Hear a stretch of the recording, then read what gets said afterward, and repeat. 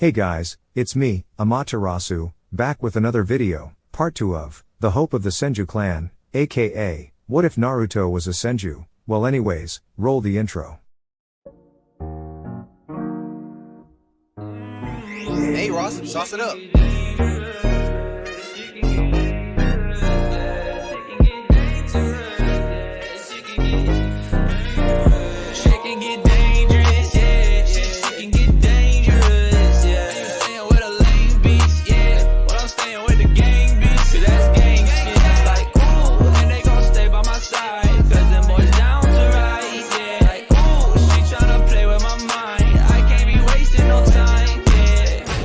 Boys, my wheels got in my bag and I got out my field. I'm getting this paper, I'm stacking a meal. I'm with your hoe in the house on the hills. Yeah. I'ma keep it real, at the sacrifice to try to get my bands up. Shorty wanna fuck with me, she see me on the camera. She said she in love with me, but really I can't stand her. She just want part of this life cause she see me on the ground. Double tap. The Hope of the Senju Clan, Chapter 4, Breastfeed, Ba, Ba, Ba, Ba, Ba, babbled baby Naruto as he finished eating his mashed banana with his fingers and got about half of it around his face and on his bib. Good boy Naru-chan, you ate all you bananas, although you got at least half it on your face and clothes you little devil you, cooed Tsunade as she went to pick up Naruto out of his high chair and smiled at him. Ma, ma, ma, ma, ma, babbled Naruto as he saw his mother coming to pick him up, to which he giggled as she lifted him out of his chair. You're a messy little boy, aren't you, Naru-chan? Tsunade continued to coo as she looked down at her messy son, who just giggled more, then put one of his fingers in his mouth to make himself look innocent and more adorable. She just shook her head and smiled slightly. You're just like your father, a real charmer when you want to be. And quat. Naruto laughed and clapped his small hands together as if agreeing with her. Shizune, I'm going into the next room to change Naru-chan out of his messy clothes. Will you please clean his high chair up and put it away while I'm doing that? Tsunade called as she went to the next room. Certainly Tsunade-sensei, Shizune answered from the kitchen. As Tsunade was changing Naruto out of his dirty clothes, she thought about when she left Konoha and when Naruto was born. During that time not much had happened, since Tsunade made sure to keep a low profile. This past year she had traveled mainly around Fire Country and the other smaller nations with baby Naruto and Shizune. They would stay in small villages, towns, or cities for a few months before they would move off again, not wanting to attract unwanted attention. When they traveled or was not in the privacy of her current home, she would put a special henge over herself and Shizune to change their appearance to everyone but Naruto, so that he would not get scared or confused when he did not recognize them. This was to make sure that if someone was looking for them, they would be unable to know where to start looking. As they traveled to different places, she would offer her services as a healer to people with different illness or injuries. Though she did not need the money, since the money Minato had set up for Sarutobi to send them through her slug summons was enough to allow them to live simple but comfortable lives. Tsunade did it because it made her happy and gave her something to do when not caring or playing with Naruto. Also during the year, Naruto was growing up to be a very active child. He loved to play around in his playpen with his different toys, and when he started crawling about 3 months ago, he could hardly stay in the same place for too long. He would also grab anything he could get his hands on and that he could put in his mouth. On more than one occasion, Tsunade and Shizune had just barely stopped Naruto from swallowing or choking a coin, a marble, and other small objects. He also had a knack for getting into trouble. On several occasions Naruto somehow climbed up onto a chair, table, or even a shelf whenever he saw something he wanted on them. This resulted in him nearly falling off and getting hurt each time, but thankfully Tsunade or Shizune were able to catch him and keep him from getting hurt. Though Tsunade nearly had a heart attack each and every time it happened. It was after the second one of those incidents that both Shizune and she decided that one of them would always have Naruto within eyesight for their own peace of mind. After Tsunade finished changing Naruto, she lifted him up in her arms and cooed, now that you're nice and clean again, you're a handsome boy, aren't you, my little Naru-chan? Naruto just replied by squealing in delight and clapping his hand again. Tsunade then went out to the main room where Shizune was just finishing putting away Naruto's high chair. She then went to sit down on a chair and began to loosen up her robes and lowered the strap to her bra to expose her left breast. She then brought Naruto up to it so that he could start feeding. After which Shizune then went to another chair opposite Tsunade and began to read a new medical book she had recently bought. It was just about 5 minutes after Tsunade began that someone suddenly came through the open window that was next to her. With Tsunade so engrossed with feeding Naruto and Shizune in her book, both of them failed to notice the intruder and quat. When the intruder saw Tsunade's current manifestation and what she was doing, he suddenly let out a large cry. Ah! After which the intruder was sent across the room by a massive nosebleed and hit the wall hard, knocking the intruder out. When the two women heard the cry and the thud of the intruder hitting the wall, they both immediately sprung into action. Tsunade went into a protective stance covering Naruto, who was crying after being interrupted from his feeding time, while Shizune went into an offensive stance with her senbone needles out and ready. When the two women looked over at the unconscious intruder, Tsunade growled under her breath angrily and began muttering curses upon seeing whom their guest was. Said intruder was twitching a little with blood coming from his nose and a very perverted smile on his face and drool coming from his mouth. Of all of people and of all times, Tsunade said sourly as her right eye twitched several times, he had to show up unannounced. Jiraiya-sama, Shizune said a bit worriedly as she went over to the now unconscious toad hermit. Shizune, leave him until I at least finish feeding Naru-chan. The last thing I need is that perverted toad watching me as I'm feeding the baby, Tsunade angrily said as she tried to calm down the still crying Naruto. Shizune just nodded in acknowledgement and went into the kitchen to get a few things to treat the toad hermit while her sensei finished. 20 minutes later, after Jiraiya had regained consciousness and his composure, long after Tsunade had fully fixed her robes, Tsunade tried to force Jiraiya to clean up the mess he made, but Shizune volunteered to do herself, saying that she didn't want to risk Naruto catching anything from him. Tsunade was sitting at a table with Naruto being cradled in her arms and Jiraiya was across from them. He was smiling as he looked at them since the memory of Tsunade breastfeeding Naruto was still fresh on his mind. "Why are you here anyway, Jiraiya?" Tsunade inquired with a slight frown. She was still a bit annoyed with him for arriving unannounced in the way he did. "Can a man come every now and then to visit his godson?" asked the smiling sage. "Not in the way you do," Tsunade deadpanned. "Ah, Haim, don't say that you make me feel unwanted. Besides, if I had announced my arrival then I wouldn't have been treated with the heavenly sight that I saw not long ago," Jiraiya replied, grinning like no tomorrow. "The boy's living a genuine privilege that is not given to just anyone. I envy his good fortune." Tsunade frowned and snarled at Jiraiya, not missing the perverted meanings behind his statements, while Shizune looked at the older man in disgust. "If I wasn't holding Naru-chan right now you would be halfway flying to Suna right now," Tsunade said through narrowed eyes. Jiraiya just chuckled nervously and decided to change the subject as to why he was really here. "All right, Haim, all joking aside, you're right, there is a reason why I'm here," Jiraiya spoke, all humor leaving his face. Immediately Shizune and Tsunade straightened up and began to listen intently to what Jiraiya had to say. "As you both know, I left the village to reconnect with my spy network to keep an ear open for any news about anything that may concern you or the Gaki here," Jiraiya said while motioning to Naruto. Both of them nodded since they knew this, although Tsunade did frown at Naruto being called a Gaki but decided to let it slide for now.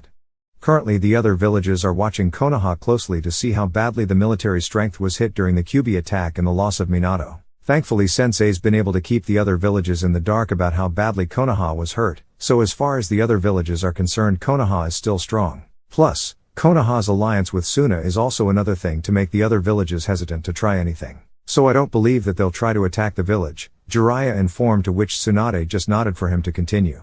"Also, no one knows about you having Naruto, so I don't think you have to worry about anyone coming after him anytime soon. But you should still lay low like you've been doing since we don't want any trouble, especially at this point in time," to which Tsunade was in complete agreement. "Another thing I learned just last month, some new group is coming out. They're keeping below the radar so to not attract attention and are highly secretive. From what my informants tell me they'll be big trouble in a couple of years." "What do you mean by that?" asked Tsunade. "The group is currently made up of 6 missing nin and not your run-of-the-mill missing nin. These guys are all S-class missing nin," replied Jiraiya. This shocked both the women present. S-class missing nin was the highest types of ninjas there were, except for few others who was credited with being given a double S-class rank, those being Tsunade's grandfather Senju Hashirama, Sarutobi Hiruzen, Hashirama's arch-rival and nemesis Uchiha Madara, and Naruto's father, Namikaze Minato. It made Tsunade especially worried since shinobi of that caliber rarely ever try to work together since they usually end up fighting or killing one another. The only way for any of them to willing work together would be if they were being led by someone stronger than any of them. Tsunade was worried because anyone that was able to get 5 other S-class missing nin working together would have to be incredibly powerful. "Do you know who the members are?" Tsunade asked. "I know one member but that's it. The rest I don't since like I said, the group is highly secretive," responded Jiraiya. "Who is the member that you know of?" "Our old teammate, Orochimaru." Tsunade frowned upon hearing this. Although she was not there when Orochimaru's treasonous acts were revealed by Sarutobi, she had heard about them not long after. Although she had severed her ties with Konoha, his betrayal still hurt her. He was still her friend at one point. "I'm surprised he would be willing to work with others again considering he usually prefers to work alone," spoke Tsunade. "My guess is it was a matter of convenience. They most likely protected him and helped him elude the Oinen and us. But knowing Orochimaru, he'll most likely betray them like he did us when it suits him best. Tsunade just nodded her head in agreement. So what exactly do they call themselves? Surely their group goes by some kind of name, and what exactly do they want, since S-class missing nins wouldn't really work together without some kind of reason? Shizune asked. They call themselves the Akatsuki, and you can recognize them by what they wear. They all dress in the similar outfit. Each member wears dark cloaks with red clouds with a red interior, a chin-high collar, and wear a conical straw hat with small spike-like balls hanging down to cover their faces. As for their plans, I don't really know for certain, but from what my sources tell me, they're going after Jinchuriki. To be more precise, they're after the bijous inside the Jinchuriki, Jiraiya answered, shocking both women and causing Tsunade to hold on to Naruto tightly. Are why you certain, Jiraiya? Asked a worried Tsunade, to which the sage just nodded. My advice, Tsunade, is that if you ever see anyone who matches the Akatsuki description, get out and run as far away as you can. Although you could possibly take on and beat one of them, but these guys travel in pairs. When you see one, the other is not far behind, and not even you could take on two S-class nin by yourself and protect Shizune and Naruto simultaneously. Tsunade could not help but reluctantly agree with what Jiraiya had said. Do you know what they want the bijous for? No, I don't, but whatever it is, I bet it not good. But despite this, there is some good news, since they have no idea about who the Jinchuriki of the Kyuubi is. Sensei's keeping a tight lip on it all. They know for sure that the Kyuubi is sealed into a child, but they don't know in which one, and not counting Sensei, we're the only ones that know that Naruto is Jinchuriki of the Kyuubi. As long as that is kept a secret, they shouldn't come after him. This of course gave Tsunade some relief, but the nagging fear in the pit of her stomach was still there. Also, from what I have gathered, they won't make any real move against any of the other Jinchuriki for a while, since they are still trying to recruit more members for their group and funds for financing the operations, whatever they are. It'd be a few years before they make any real move against anyone, and it means we still have time to prepare Naruto, which got a look from Tsunade that said he better not be talking about what she thought he was thinking of now. Tsunade, don't give me that look. I know you don't want to hear this, but you have to, since it for Naruto's good as well as everyone else's. The Akatsuki members are no amateurs. They will eventually figure or find out that Naruto is the Jinchuriki of the Kyuubi, and when they do, they will come after him. So when Naruto is old enough, we will have to train Naruto to be a shinobi. At this point, Tsunade was about to interrupt, telling him no, but before she could, Jiraiya cut her off and continued, Tsunade, like Sensei said, Naruto has the blood of some of the strongest shinobi to ever exist running through his veins, with you being among them as well. I doubt you could stop him from becoming one, and the stronger he becomes, the better his and our chances are against the Akatsuki when they do finally come. Also, Naruto will have to learn sooner or later that because of whom he is, who he related to, and what he is, he will always have to watch his back.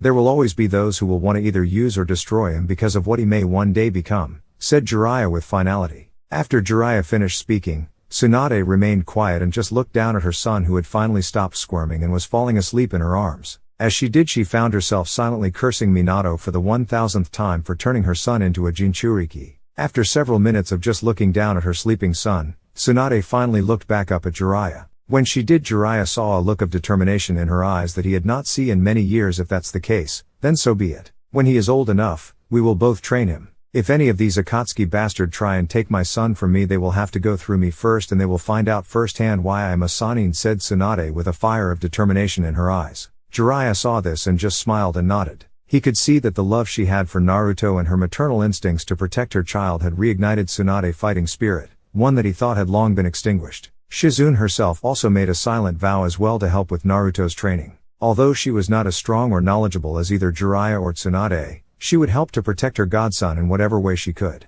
That night, Tsunade was sleeping peacefully in her room. All was serene until Naruto started crying in his crib. Tsunade woke up to this and got up off her futon. Going over to Naruto, Tsunade picked him up and held him, resting his head on her shoulders while gently rocking him in her arms. Naruto soon calmed down and quieted, much to Tsunade's delight. After another minute, Tsunade said thoughtfully, I bet you're hungry, my little Naru-chan. Tsunade sat down on her futon with Naruto and prepared to breastfeed him. Just as she was about to open her night kimono, the door to her room opened, revealing Shizune cradling something in her arms. I'm sorry, Tsunade-sensei, Shizune said, I came in earlier to change Naruto's diaper when you were sleeping, and I was just bringing him back now. I didn't want to wake you. Tsunade then saw that Shizune was cradling a fully awake Naruto in her arms. When the slug Sannin saw that, she knew that something was definitely wrong with this scene. Wait a minute, Tsunade exclaimed. If that's Naruto, then who am I looking down at her arms? Tsunade saw that she was cradling a wooden log in her arms. While cradling the log, she turned and saw Naruto quietly attempting to crawl and sneak away from her towards the open window. As Naruto was making his way towards the window, he then felt an extreme bloodlust approaching and coming from behind him, as well as the sickening cracking of knuckles that became infamous whenever Tsunade was about to dish out a lot of pain. As he fearfully and slowly turned his head, he thought of one word that he thought might have saved him with puppy dog eyes and the sucking of his right thumb: mama. Sadly it did not work, and Tsunade sent him soaring out the open window, where she quickly followed after him. The same small figure came crashing hard into the ground, forming a crater in it. The figure transformed back into his real self and was in much pain. He felt several of his bones break and was sore all over. Ow, Jiraiya mourned. So close, damn that Shizune. I was just a few seconds away from paradise, and I was really looking forward to having some of that good stuff she treats Naruto to. But before Jiraiya could finish what he was saying, he suddenly felt a dark shadow hovering over him, as well as a familiar bloodlust and killer intent on him again. He slowly and fearfully turned around and was again faced with Tsunade, who had a sadistically sweet smile on her face again. You didn't think you'd get off that easy, did you? Tsunade asked rhetorically as she hovered over him. As she came closer to him, Jiraiya could only whisper one word: mercy. But sadly for the toad hermit there would be none for about 10 minutes. Terrifying screams of pain and abject misery could be heard by all who were still awake. Several miles away, a young couple who were quietly looking up at the full moon and a bright star in the night, when suddenly the women pointed up at a small object was soaring through the air. Look, it's a shooting star, let's make a wish. I don't think that a shooting star, sweetheart, said the man. Then what is it? Asked the women. I don't know. He replied, when suddenly a loud ear-splitting cry. Yahoo-hoo-hoo-hooey. Several miles further away, the shooting star then came crashing hard into the ground, forming yet another crater. The shooting star was in fact Jiraiya, who slowly crawled out of the crater before checking himself for whatever additional damages that was done to him by Tsunade's beating and as a result from the impact to the ground. In any case, he was in for a long crawl back to Tsunade house and a whole world of pain. Meanwhile, back where Jiraiya first landed, a very pissed off Tsunade was standing outside the first crater Jiraiya landed in and looking up at the night sky. Damn perverted excuse for a life form, Tsunade stated. I just might kill him if he pulls that stunt again. After which she then went back to the house to kiss her son goodnight before going to bed again. 1 month later, a month after Jiraiya came to give to his news on the Akatsuki and his failed attempt to be breastfed by Tsunade, things settled down again. The house even had one new occupant, said occupant being Jiraiya. He had decided to stay for a little while to spend some time with his godson and get to know him a little. In which case, he acted as part-time babysitter whenever Tsunade and Shizune were out helping to treat the villagers. Both women agreed to allow Jiraiya to babysit on the condition that he not try and corrupt Naruto into becoming a pervert like him under the threat of castration and disembowelment with dull kunai and bare hands. It was after a long day from healing a large number of people who had traveled from the outer parts of the village to get Tsunade to treat their various ailments that when she and Shizune came back to the house to find Jiraiya watching Naruto. The baby was playing with 3 small summoned toads that Jiraiya had summoned for Naruto to play with, which Naruto loved doing since he would waddle after the toads as they hop around the room with him trying to catch them. When Naruto saw his mother and Shizune, he squealed happy and waddled over to him mother to hug her, and as he went over to her he said mama, which surprised them since they did not expect Naruto to speak this way for few more months. Since he had shown no real signs of trying to speak other than babbling, Tsunade then picked up Naruto and asked, what did you say, Naru-chan? Mama, repeated the blonde baby. This caused her to hug and cry in joy for her son at speaking his first real word. What a smart boy you are, Naru-chan. You only started walking a few weeks ago and now you're starting to talk. Naruto, can you say Hakubo, auntie? Can you? Asked Shizune as she gained Naruto attention. Nei-chan, Naruto said. I doubt you'd get any better than that, Shizune, Tsunade chuckled. Oh well, I guess being his Nei-chan isn't so bad, replied Shizune as she grabbed little Naruto's nose and wiggled it a little, which made him laugh. Hey Naruto, do you know who I am? Do you? Asked an excited Jiraiya when he came up to Naruto to find out what he'd call him. Pervert, and quat, replied Naruto as he pointed at Jiraiya, causing the sage to face fault and Shizune to giggle loudly while Tsunade smiled and laughed even harder. That's my little boy, such a smart boy, just like his Ka-chan, laughed Tsunade as she turned around to go into the kitchen with Naruto. I resent that remark. I'm not a pervert, cried Jiraiya as he stood up. Then what are you? Asked Tsunade turning around slightly. I'm a super pervert, grinned Jiraiya, after which an annoyed Tsunade elbowed him in the face and sent him flying to the other end of the room, resulting in him hitting the wall. Damn pervert, muttered Tsunade as she went to the kitchen with Naruto and Shizune following closely behind. 1 month later, currently Jiraiya was in Tsunade's house watching over Naruto again.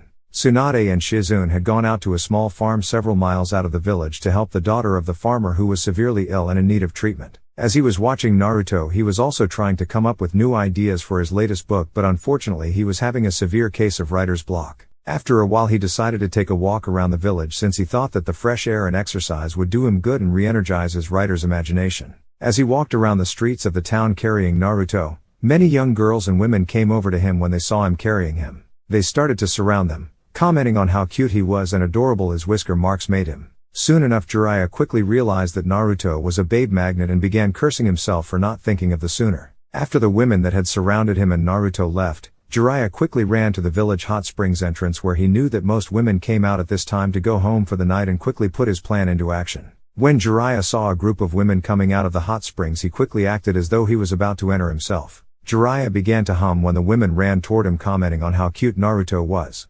"Yes ladies, he is very cute, isn't he?" queried Jiraiya. "Is he yours?" asked a random woman. "Why no, he isn't, he's actually my godson." The women then began to swoon over Naruto, commenting how adorable he was with his whisker marks or how beautiful his eyes were, and asking more questions about him to Jiraiya, who was far too busy looking at their breasts to answer any of their questions. As all this was happening, Naruto grew more and more confused as to why all these strange ladies were surrounding him. Unfortunately, the confused look that appeared on his face made him all the more adorable to the women, who began to pinch his cheeks and ruffle his spiky hair. Jiraiya smiled as he continued to ogle the swooning and silently thanked Kami for his godson's cuteness. Things seemed as though they were only going to get better when Naruto tried to grab onto the woman's finger with his small little hand, which earned him even more attention from the women. "Oh, he's trying to grab my finger. He's so adorable, isn't he?" said a brunette woman. Naruto, who was still a little confused at where he was, but when he looked up to see his godfather smiling back at him, he immediately giggled and decided to enjoy all the attention and began to bounce up and down in his godfather's arms, which only made the women attract to him even more. Jiraiya couldn't believe that Naruto could get him this much action and made a mental note to hint to Tsunade that he could watch him whenever she needed him to. Jiraiya began to think about how he could milk this even further when he suddenly remembered the time when Naruto wouldn't stop crying when he first babysat for Tsunade, and he summoned a toad which he almost squeezed into oblivion. Jiraiya smirked and patted himself on the back for his brilliant thinking, and then quickly summoned a small toad and ordered the toad to hop into Naruto's view. While Naruto was hopping up and down in Jiraiya's grasp, the toad jumped onto Jiraiya's shoulder. Naruto immediately stopped bouncing when he saw the toad and began to reach for it. The women awed at Naruto's actions and became even more infatuated with the young boy when he was able to get a hold of the toad and begin hugging it for dear life. Unfortunately, as Jiraiya was busy trying to make his move on the young village women,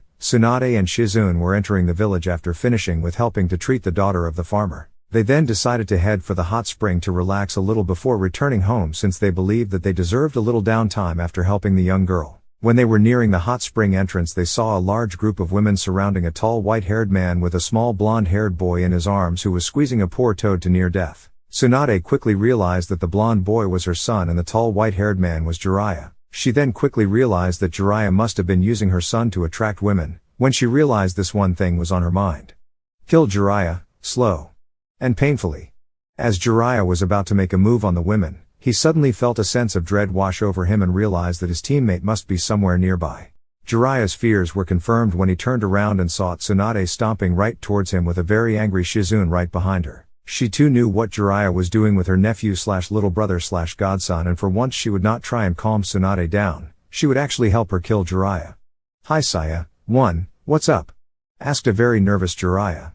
"Oh, not much. I was just coming back from helping that young farm girl who got ill and decided to come here to relax a little, and then I saw you and Naru-chan here. I was just wondering why you were here when I thought you'd be at home," said Tsunade all too sweetly for Jiraiya taste. "Oh, well you see, I just wanted to spend some time with him. And, as you can see, he is very happy," spoke Jiraiya nervously as he tried to come up with a good excuse so to avoid being beaten to a pulp by Tsunade and probably Shizune as well. When Tsunade looked at Naruto, he was indeed happily squeezing a poor toad to death. "Well Jiraiya, tell your friends goodbye because we need to get Naruto back home before it gets too late, since it's nearly his bedtime," said Tsunade with a look in her eyes that promised pain when they got back. Jiraiya informed the women that he and Naruto had to go on all the women's side, though knowing that the boy's mother wanted him home. So they reluctantly said goodbye to the pair. "So Saya, let's get going," said Jiraiya. "Oh, I agree wholeheartedly," said Tsunade, who took Naruto away from Jiraiya, who began to walk away. "And just where are you going, Jiraiya?" said Shizune, who was twirling her senbone needles, which made Jiraiya very nervous. "Back to the house like you said." "Oh, we have a much quicker way for us to get there," said Tsunade. Tsunade and Shizune each then placed their hand on Jiraiya's shoulders and the four of them were shunshined back home. Well Tsunade, I should get going. You can put Naruto to bed and I'll go myself since I better get back on the road again, Jiraiya quickly said and tried to get away, but Tsunade grabbed him by the collar and forced him to the ground. Tsunade looked at Jiraiya and then told Shizune to put Naruto to bed while she had a talk with the terrified Toad Sage. Shizune left the room with Naruto, who was cuddling the toad, while Jiraiya pleaded with Tsunade. Shizune, before you put Naruto to bed, see if he might be hungry, said Tsunade as she began to crack her knuckles. I will, sensei, but please save a piece of him for me, please, Shizune replied as she went to the next room. I'll try but no promises. I'm sorry, I just wanted to take Naruto to meet some new people, that's all, I swear, pleaded Jiraiya on bended knees. I see. Jiraiya, I would like you to meet someone that you are very familiar with. Who? The end of my fist. After which for the next hour screams of pain from a certain super pervert could be heard for several miles around.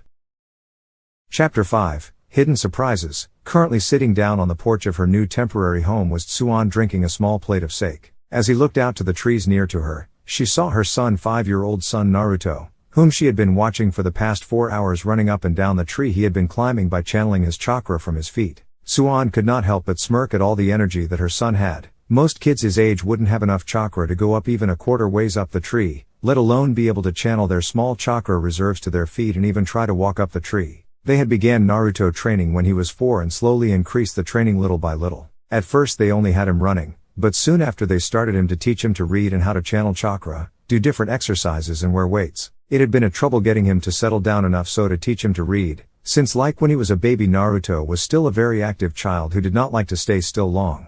But eventually they were able to get his interest into reading by having plenty of pictures with animals on it, since he enjoyed animals. Over time Naruto gained an interest in reading, especially if the books had pictures in it. Also, when they started to train Naruto in his chakra training, they learned that the best way to teach him was to visually show and explain it to him, so to keep his attention, since he could be easily bored. But even still, when Naruto started to train to control and use his chakra, they learned 2 things. The first was that he had very high chakra reserves for a boy his age. Currently Naruto's chakra level was that of a young Genin, and although that does not seems very high, the fact that a 4-year-old boy had that level was astounding. When Tsunade asked Jiraiya about this, he said it was not unexpected for Jinchurikis to have high chakra levels, due to them having a demon spirit inside them where their bodies would adapt it to handle the strain by having their chakra coils thicken and reserves become larger, so they can handle the Excel chakra that would come from their bijus after being diluted by their seals. The second thing they learned was that Naruto had inherited her natural flawless chakra control. They learned this when Naruto was given his first chakra control exercise, and to keep a leaf stuck on his head, in which he got it on the first go after it was explained to him. It was proven even further when he was able to channel his chakra to his feet and walk up on a tree with just his feet. This was surprise, since in most cases whenever someone had large chakra reserves their control was not very good, while when someone had excellent chakra control they had small reserves, but Naruto had both without either of the negative effects. When Tsunade and Jiraiya learned this, it pushed away any remaining doubt about Naruto being a highly skilled ninja one day. The reason why Naruto was doing the exercise now was to help increase his stamina, not that it needed much improving, since Naruto proved to be a stamina monster, and in the increase of his chakra reserves while at the same time keeping his control high as well.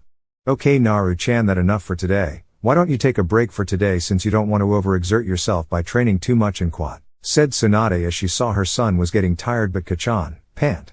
I can. Pant exclamation mark dot dot dot still, pant exclamation mark dot dot dot keep going, pant and quad, said the clearly tired by Tsunade. Just smiled at her little boy trying to act tough. I know that Naru-chan, but why don't you and me go into town and have an ice pop, since it's such a warm day and as a reward for working so hard in quad. At this, little Naruto smiled and jumped up and yelled happily at having a treat, after which he and his mother went downtown. Not long after, Naruto and Tsunade were walking through town, each licking an ice pop. Tsunade had her special genjutsu on, where everyone in town saw her as a medium-sized raven-haired woman with blue eyes, while Naruto just saw her as she usually was. As they walked by, Tsunade saw an open casino and decided to have a look around, where she and Naruto went in. Although Tsunade had swore not to gamble away their money like she used to before she had Naruto, she did do a small bit of gambling by doing the slots and only spending a small amount. As they walked around the slot area, Tsunade saw a quarter on the ground and picked it up. She then decided that one go at the slots wouldn't hurt. Just when she was about to put in the coin, Naruto suddenly spoke up. Kachan, what are you doing? I'm just playing a game that grown-ups play for fun, replied Tsunade, since it was kind of true. Can I play? Asked Naruto, who was still licking his ice pop. At first Tsunade would have said no since Shizune would most likely lecture her about giving Naruto her bad gambling habits, but she decided that one go at the slots would not make her Naru-chan an addict. "Okay Naru-chan, you can have one go, okay and quat," said Tsunade, to which the young boy just nodded. She then showed him where to put the coin and then held him up so he could pull the lever. The reels in the machine started to spin for a few seconds before they started to slow down, where the first one stayed on the gold coin image, the second stayed on another gold coin and was followed by a third gold coin. After which the slot machine started to light up, the bells in the machine started ringing as well, where coins then started to fall out the machine. "Naru-chan, you won," cried a shocked Tsunade. "I did? Yay," said the boy happily. "Can I do it again?" he asked. "Well, why not, it couldn't hurt," said Tsunade, thinking Naruto might as well as used his lucky streak while he had it. For the next hour Naruto kept playing the slots, and every time he won. It was unbelievable. Tsunade had never heard of anyone being so lucky at gambling before in her life. Figures, "While I get all the bad luck when it comes to gambling, but my kid has all the luck in the world and is natural gambler. This must be Kami bitch slapping me again like this," and quat. Though Tsuande annoyed, it was as she was thinking this that Tsunade quickly decided to try something else to see how lucky her son really was. "Hey Naru-chan, how about we go try another game?" said Tsunade. "Okay," after which Tsuande quickly brought all the buckets that she had gotten to carry the coins Naruto won and ground them to be exchanged for chips. After then she then brought Naruto and the chips to the crap table, where she simplified the rules, where all he had to do was throw the dice and try and keep getting good numbers like 7 with the dice. After Tsunade had placed Naruto bets for him, he began to throw the dice like he was told, and like with the slots, Naruto kept getting the numbers he needed and was cleaning house at the crap table. "My little Naru-chan, a gambling genius," cried Tsunade happily as she hugged his son tightly when she was seeing how much money her son was winning. Naruto just struggled to breathe as his mother smothered him in between her two large mounds, much to the envy of the men who were watching Naruto play. After the dealer at the crap table had told them that they could no longer play there, Tsunade decided to take their winnings, a stagger 20 million ryo in chips, and went to the roulette table and put Naruto gambling luck to the true test. "Okay Naru-chan, this is simple. All you have to do is tell Kachan what number to pick and money, we put the money on it, okay? Remember what Kachan said earlier at all or noting," said Tsuan, to which Naruto, in understanding, Tsunade placed the boxes full of chips on the table, and just when she was about to ask Naruto what number, a familiar voice shouted out which make her cringe. "Sensei." Several minutes earlier Shizune was travel through the streets with her shopping with Tonton and was on her way home when she suddenly saw a large group of people in the local casino. As she walked by she heard some people mutter about some women and her kid were cleaning up in the casino. Deciding to have a look, she went in, and when she did she saw the women was none other Tsunade with Naruto betting at the roulette, at which point she cried out angrily to her sensei. Hey, Shizune, how it's going?" spoke Tsunade like a kid who had its hand caught in the cookie jar. "I was fine until I came in here to see what all the fuss was about and found my sensei using her son for gambling," spoke Shizune angrily. "Oink!"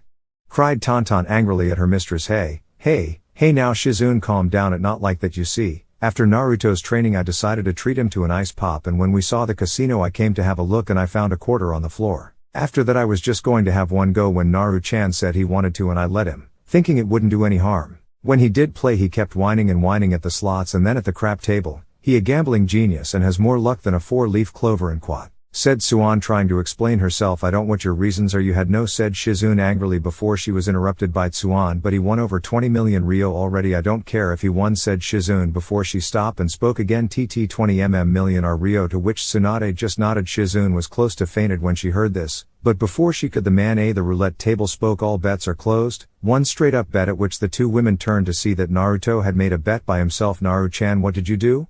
cried Tsunade. "I did what you said, Kachan. I went all or noting and beat all the money on number 2 red," replied Naruto happily, which caused his mother to cry in frustration and making her cruise herself for her poorly chosen words. As the roulette began to slow down the two women were biting their nails out of pure nervousness, while Naruto just looked on happily, not truly understand what he had just done. As the ball began to slow down further and was hoping along the other slots.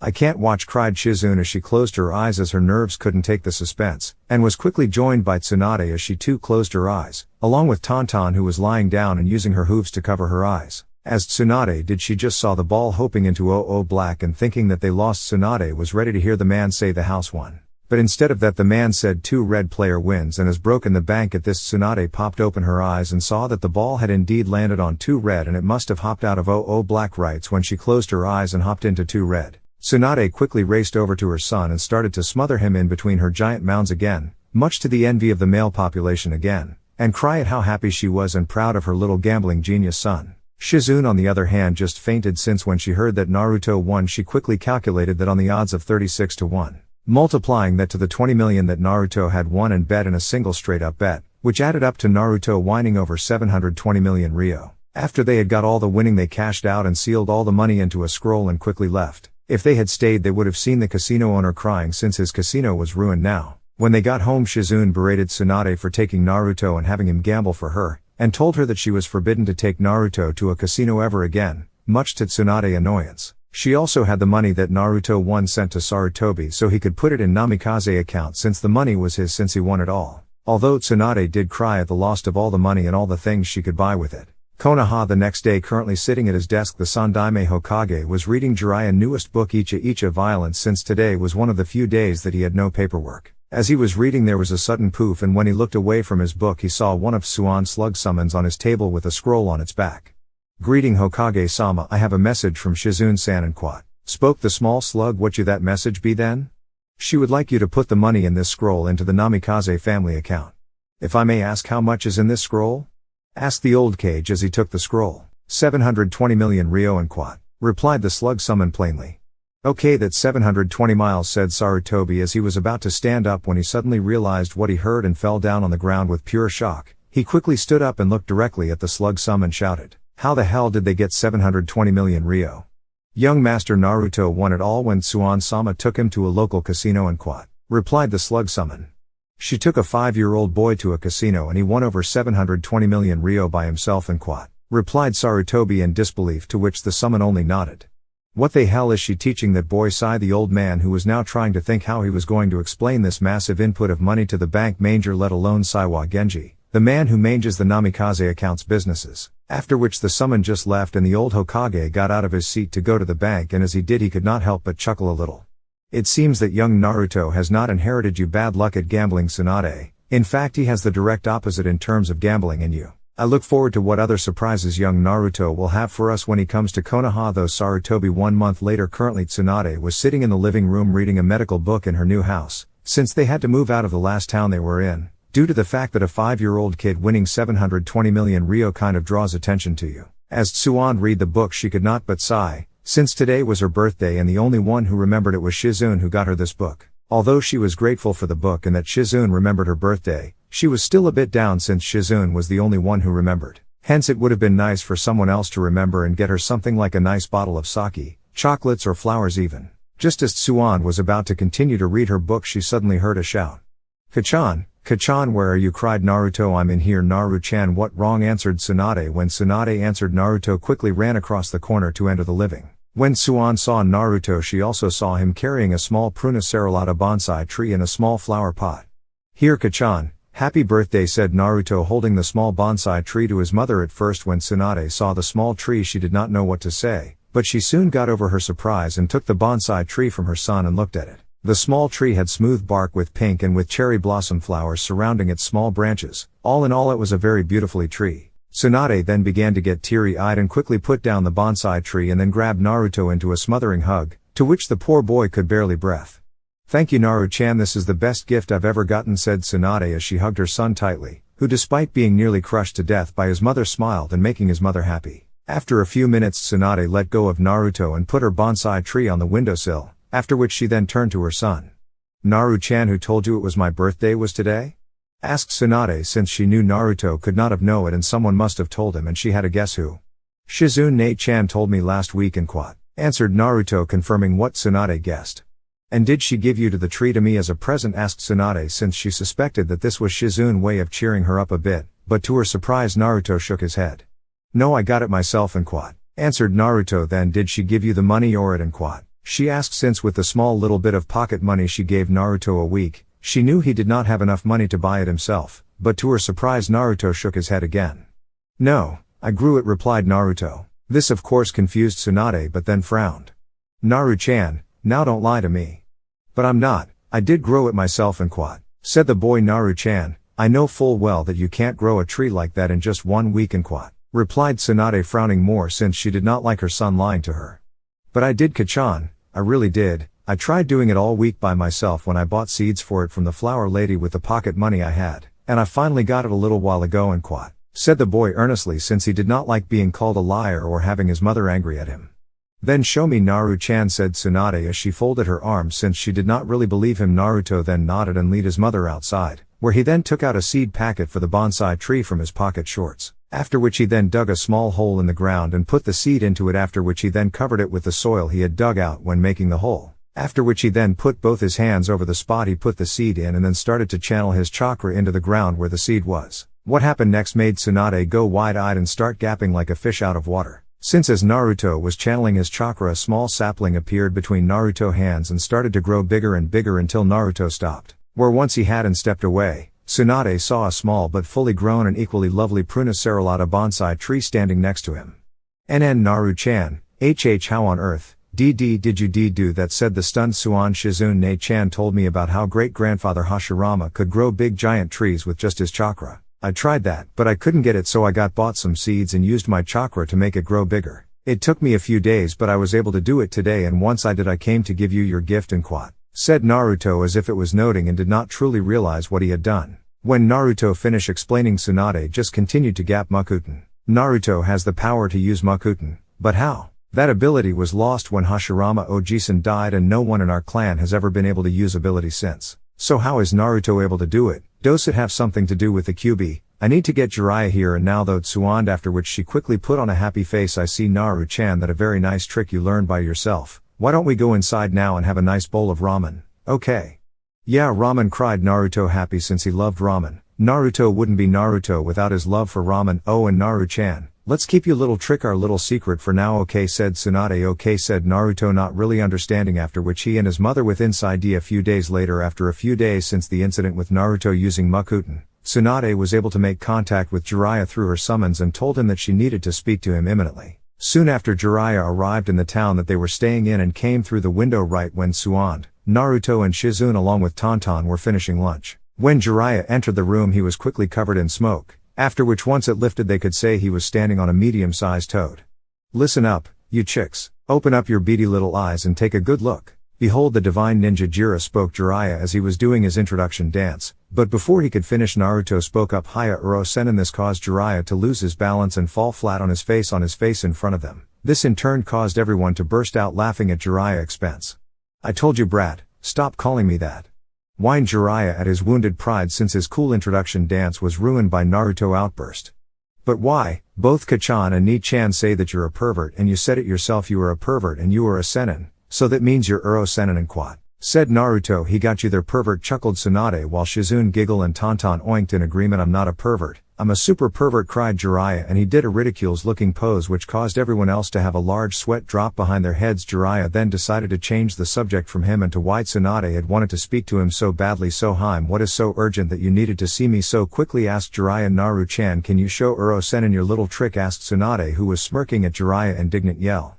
Okay, replied Naruto as he, Tonton, Shizune, Tsunade and Jiraiya went outside, where Naruto then dug another hole in the ground next to the Pruna Cerulata bonsai tree that he grew earlier for Tsunade, after which he then repeated the same process as he did before when she showed it to his mother. When Shizune saw this, she could not help but be surprised, since although Tsunade had already told her of Naruto abilities, it was still surprising to see Naruto being able to use the same legendary ability as the Shodaime Hokage. But as surprised as Shizune was, Jiraiya was utterly flabbergasted, since even though Naruto was the Shodaime great-grandson, he never expected for Naruto to have the Shodaime Makuten abilities, since it was long believed that despite it having all the characteristics of a bloodline, it was never classified as one, since neither Tsuande, her brother, nor their father or of the Shodaime other relatives had inherited it, hence it was just believed to be a mutation. This changes everything, thought Jiraiya. Naru-chan, you go play with Tonton for a little while I talk to Jiraiya. Okay, said Tsunade as she smiled down at her son.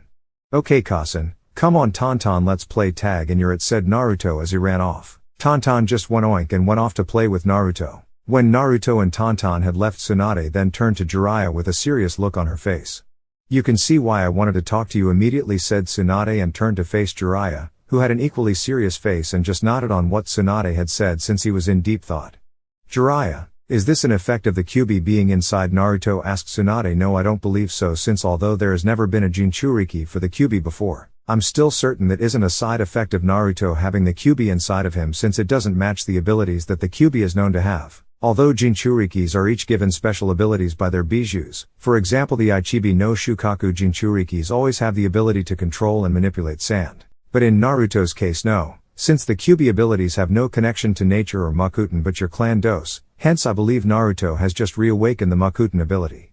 But how is that possible? Makuten is a mutation that only appeared in my grandfather, it isn't a bloodline, replied Tsunade. Well, it seems that we were wrong. Since it the only answer as to why Naruto has it, spoke Jiraiya, then why is it that my grandfather was the only person to be able to have it? Why didn't my father, Nawaki, myself inherit it from him, or any of the other members of my clan have the ability to use Makuten as well? And quat, asked Tsunade. The only reason I can think of is something that I read a while back when I was training in Myobakuzen, during which I came across an ancient record written by a sage long back when the great shinobi clans were only being founded. In the scroll it spoke how when the bloodlines were first showing up, it said that the bloodlines were unstable and many of the children of bloodline holders did not receive their parents' bloodline. It was not until a few generations more after the first bloodline holders of each bloodline did the bloodlines finally stabilize so that the other generations of the clans would have them. This can explain how not everyone in a clan with a bloodline can receive and use their clan's bloodline, since it may have not stabilized in certain people. The Uchiha clan is a prime example of this, since only a quarter of its members can use the Sharingan, since it was only the ancestors of that part of the clan who bloodline finally stabilize enough for it to be passed down to them. And quat, spoke Jiraiya and continued.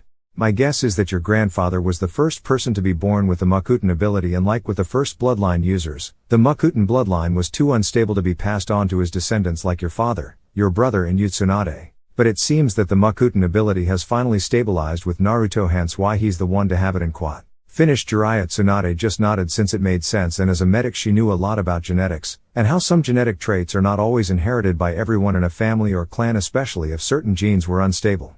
I'm also afraid that now with Makuten, Naruto is in even greater danger than he was before, spoke Jiraiya again, which Tsunade frowned and nodded in agreement, while Shizune just looked confused and decided to ask why. But Jiraiya-sama, why is Naruto now in more danger with Makuten?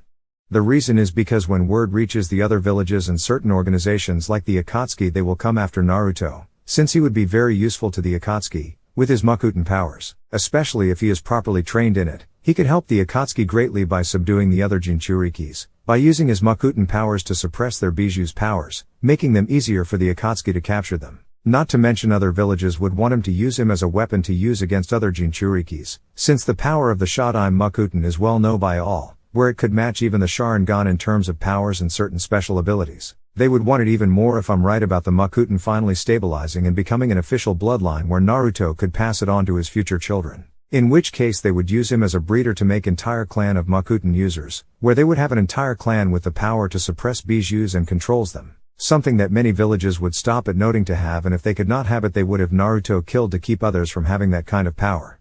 It would be even worse if they found out that Naruto was also the Jinchuriki for the Kyuubi, the strongest of all the bijus. Because if you combine the power of a Jinchuriki that contains the strongest of bijus inside him, with the power of Makuten which can suppress bijus' powers and control them, you get a force that could be virtually unstoppable, in which every village in the elemental continent would be after Naruto and wouldn't stop until either they kidnap him and gain control of him or kill him and keep him from becoming a major threat to them. The Akatsuki would even pounce on him with everything they had, since Naruto could very well ruin whatever plans they have with the Biju''s and quat. Spoke Jiraiya. Shizune paled at the thought of her godson/little brother/nephew being in now greater danger than before. Suan just frowned deeper and nodded in agreement, since she had come to the same conclusion as Jiraiya had when it came to Naruto's new ability when she waited for Jiraiya to arrive.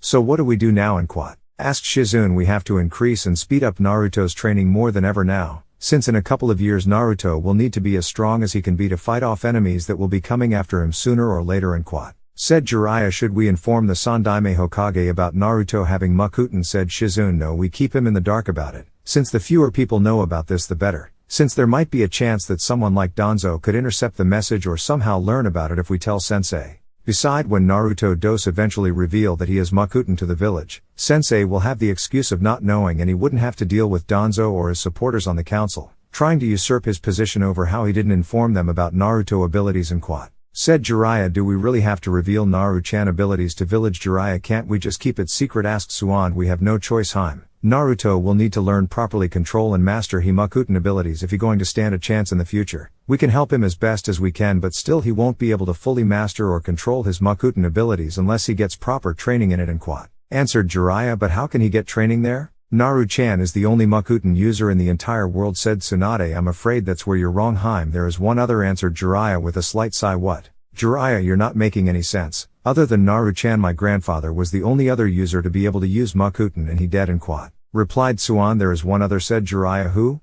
Said the annoyed Tsunade, who was getting annoyed with being kept in the dark. You see, back before Sensei discovered Orochimaru's experiments on the people and shinobis in Konoha to develop techniques that would grant him immortality, Orochimaru stole 60 infants and injected them with the Shodaime Hokage DNA in the hopes of recreating the Shodaime Hokage and his Makuten. But before he could finish his work, he was forced to leave Konoha, since Sensei found out that he was behind the missing shinobis, civilians and infants. Out of the 60 infants that Orochimaru stole and injected the Shodaime Hokage DNA into, only one survived and received the ability to use the Shodaime Hokage Makuten powers and quat. Replied Jiraiya sadly, since that event had shown how far his former friend and teammate had fallen just to gain power. But Tsunade and Shizune were shocked and horrified at the information, especially Tsunade, since she didn't think that even Orochimaru would do such a thing. But she had been wrong. Tsunade could not help but feel sick at what Orochimaru had done and swore if she ever saw the bastard she would skin him alive with her bare hands, since as a mother and a medic the very idea of experimenting on children in such a way turned her stomach. Jiraiya, why the hell wasn't I told about this, said Tsunade angrily, since the idea of Orochimaru desecrating her grandfather's grave and using his DNA to experiment and murder innocent children made her furious. I'm sorry Tsunade, but you had left the village long ago and the whole event was classified top secret. I only know because Sensei told, since he knew I was trying to track down Orochimaru, and he believed that I needed to know exactly what Orochimaru had done in the village. And who exactly is the child that survived Orochimaru experiments and gained my grandfather's Makuten abilities, asked Suan. The kid's name is Tenzo. He's 20 now and proven himself to be quite a ninja since he graduated out of the academy at age 6 and made Chunin a few months later. He's even one of Konoha's top Onbu and is one of Sensei's most trusted operatives in quat. Replied Jiraiya. And how skilled is he in using Makuten? Asked Tsunade. Although she was impressed with Tenzo's skill, if what Jiraiya said was true, according to Sensei, he completely mastered the Makuten jutsus that he learned from your grandfather's scrolls in the Senju clan library, although cannot use the Makuten techniques to its full potential, hence his full power pales in comparison to that of your grandfather. But despite that, he can help Naruto greatly in training in how to use it, and possibly Naruto will be able to surpass him and use Makuten to the same level as your grandfather could. Which it would be very likely, since he is a pure-blooded Senju and the directed descendant of the Shodaime Hokage, hence why he would be so valuable to certain people in quat. Finished Jiraiya. After Jiraiya explanation, Tsunade just sighed, although she did not like the fact that her sensei went and took scrolls belonging to her grandfather from her clan's secret library. She understood why he did it and knew he would not abuse that privilege and return the scrolls back to the library. She then looked over at her son as he played with Tauntaun without a care in the world. She wanted nothing more than for Naruto to have a long, peaceful and quiet life where he could grow up happy, as well as have a family one day when he was older and live with them happily without having to worry about enemies attacking them or going through the hardship that he would as a shinobi. But Tsunade knew that would never happen, and now with his Makuten powers his life now just got a whole lot harder now. But regardless, she would help her son no matter what the cost to her and make sure that he becomes strong enough to defend himself and those he care about, and she would make sure that he would live a long and as happy a life as possible.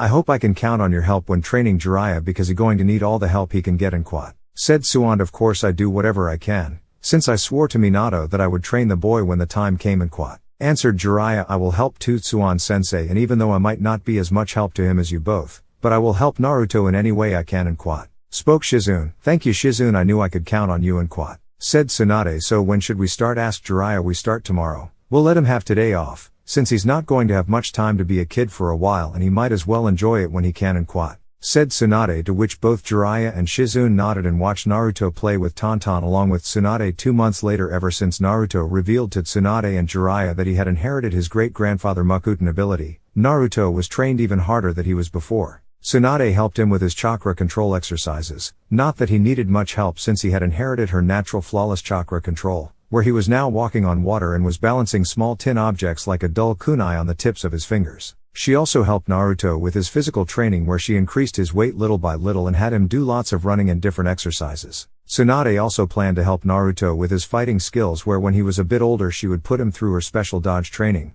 much to Jiraiya and Shizune worry. Shizune helped Naruto how to aim and throw senbons, shurikens and kunais, as well as help him improve on his reading and writing. She was also planning on helping Naruto to study medical books when he go a little older, so to understand them better, since Tsuan wanted to train Naruto to be a medic, so that if he was ever hurt he could heal himself, Since he had the control needed to make a medic and with the proper training, and if they start early enough where they get Naruto settled in to become a medic nin, he would make a fine medic. Jiraiya was now just planning on helping Naruto to train by helping him to learn jutsus, where he planned to teach him just the basics like henges, transformation technique, Shunshin no jutsu, body flicker technique, Kawarimi no jutsu, body replacement technique, and Bunshin no jutsu, clone technique. After Naruto had finished mastering them and be able to use them in the right types of combinations, he then planned to teach Naruto a few more slightly more powerful jutsus when he got older. He did it this way since Jiraiya knew it did not matter how many different highly powerful jutsu a person have. If they did not know how to use them correctly, then they were useless. Also, he knew that if a person completely masters the basics and knows how to use them correctly, then they would nearly unstoppable.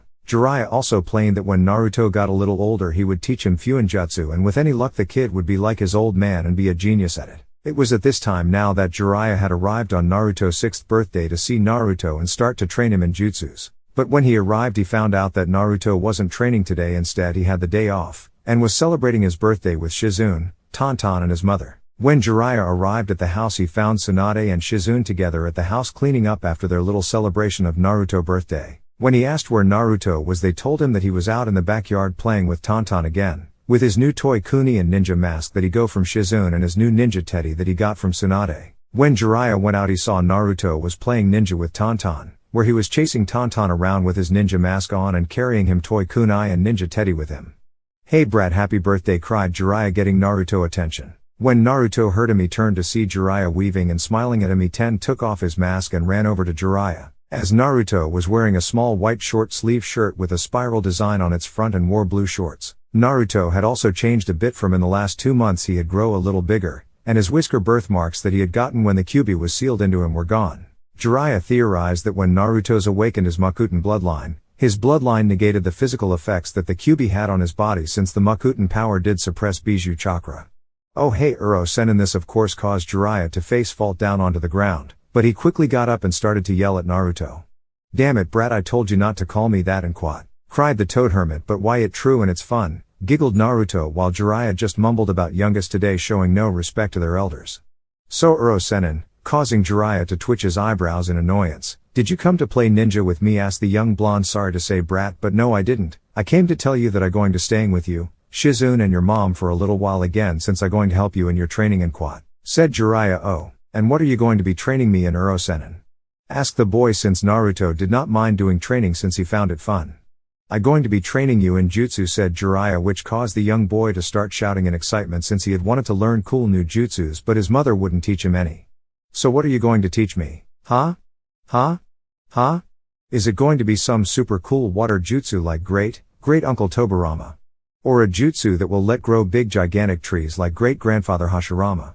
Or some super cool fire jutsus like Kachan told me Hiruzen Ojisan can do and quat?" asked Noro excitedly while he was jumping up and down. "Sorry brat, but you're nowhere near ready for those kind of jutsus. I'm going to teach you how to do henges, Shunshin no jutsu, Kawarimi no jutsu and Bunshin no jutsu. When you've fully mastered those and can use them in the right types of combinations, I will teach you some more and quat," said Jiraiya.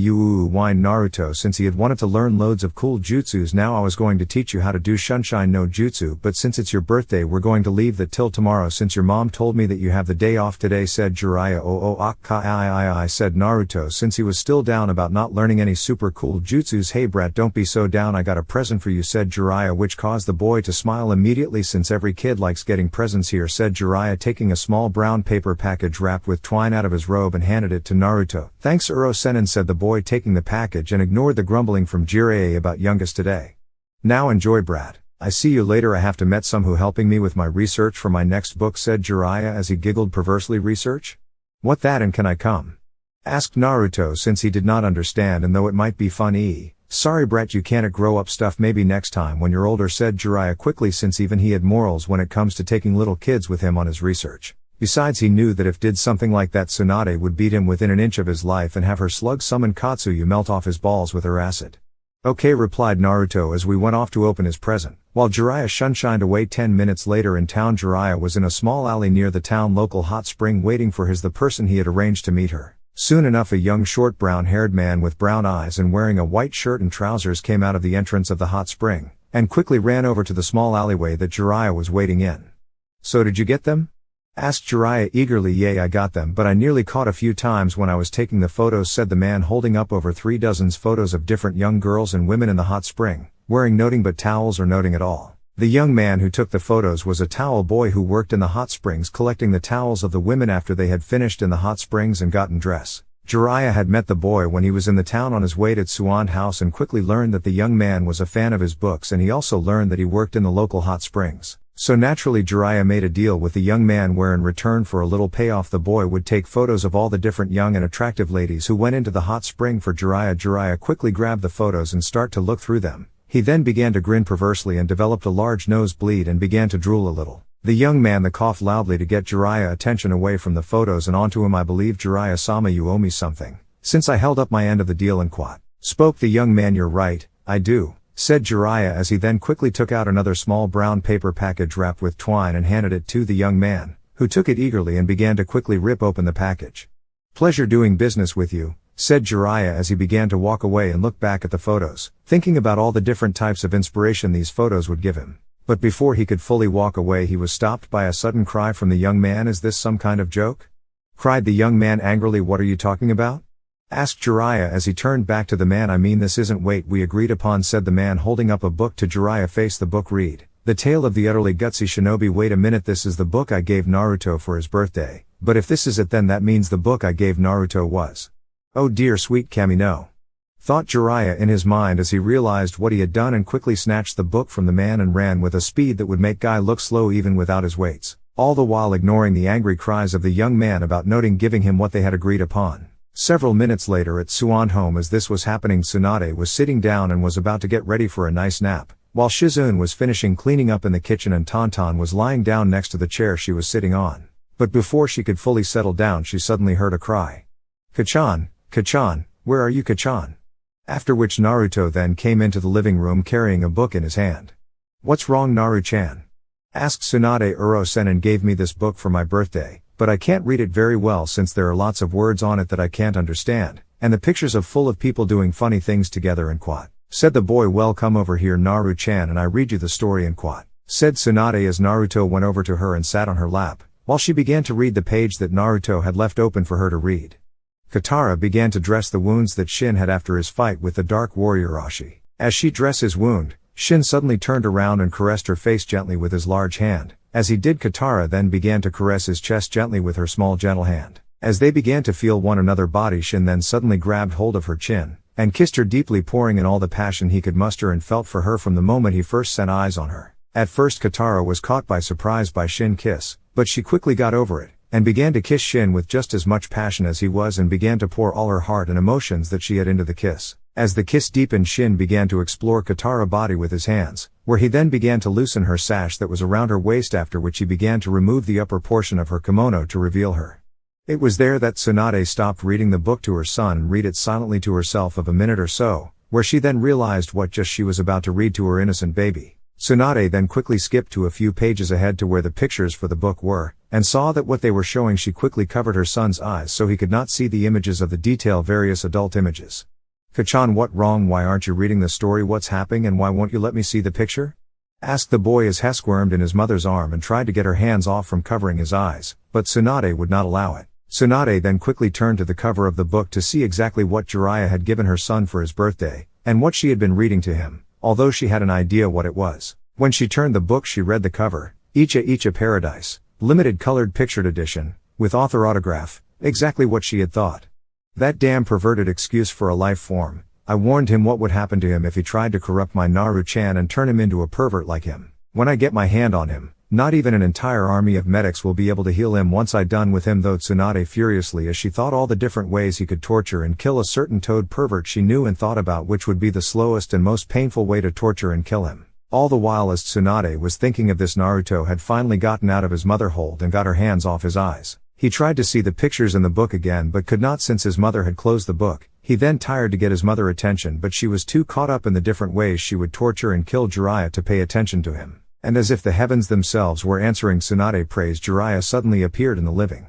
Naruto, where are you? I gave you the wrong bow, spoke Jiraiya panic-like, but stopped when he saw Naruto sitting on his mother's lap with her holding the book. It was then that Jiraiya knew he was too late and that he was dead man. When Jiraiya appeared, Tsunade slowly turned around to face Jiraiya, with a look in her eyes that was so frightening that it would have made the devil himself shit himself. The point was proven since Jiraiya nearly did so himself. She also had a smile on her face that was far too sweet, and made her look all the more sinister looking than their old teammate Orochimaru could ever look. "Well Jiraiya, what a coincidence, I was just thinking about you," said Tsunade all too sweetly, which made Jiraiya shiver in fear and wanted to run as far away as possible, but couldn't since he was frozen with pure terror. All the while as this was happening, Naruto had gotten off his mother lap when she stood up and was now watching what was happening since he did not really understand what was going on. "Is there something wrong, Uro-sennin? Did you met the friend you said you were going to met for your research?" asked Naruto. Well, I don't kkk no w what your tt taking about and Naruto said Jiraiya nervously since he didn't want to get into any more trouble with Tsunade that he was in now. "You know Uro-sennin, that friend that you said would help you for your research for your book. You even said that you'd take me with you next time," said Naruto, who had he noticed he would have seen the dark flames that were now sprouting from his mother's eyes, and Jiraiya about ready to wet himself, who was also silently cursing Naruto for opening his big mouth. It was after this revelation that Tsunade knew that her son was far too young to see the horrors that she was about to unleash upon Jiraiya and decided to call Shizune in to take Naruto away for a while. "Is there something wrong, Tsunade-sensei?"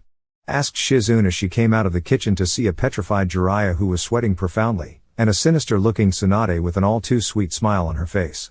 "Oh, noting Shizune, I was just wondering if you could take Naruto out to town for a little while I have a little chat with Jiraiya here about his choices and gifts to Naru-chan here," replied Tsunade sweetly. When Tsunade had finished speak, Shizune just had a confused look over her face, since she did not understand what Tsunade was talking about. But as soon as Tsunade held up the Icha book to Shizune, she realized what she meant. After which Shizune turned to glare angrily at Jiraiya for trying to turn her godson/little brother/nephew into a pervert. After glaring at the petrified Jiraiya for a minute or so, Shizune then turned and kneeled down to Naruto, who was still watching this in confusion.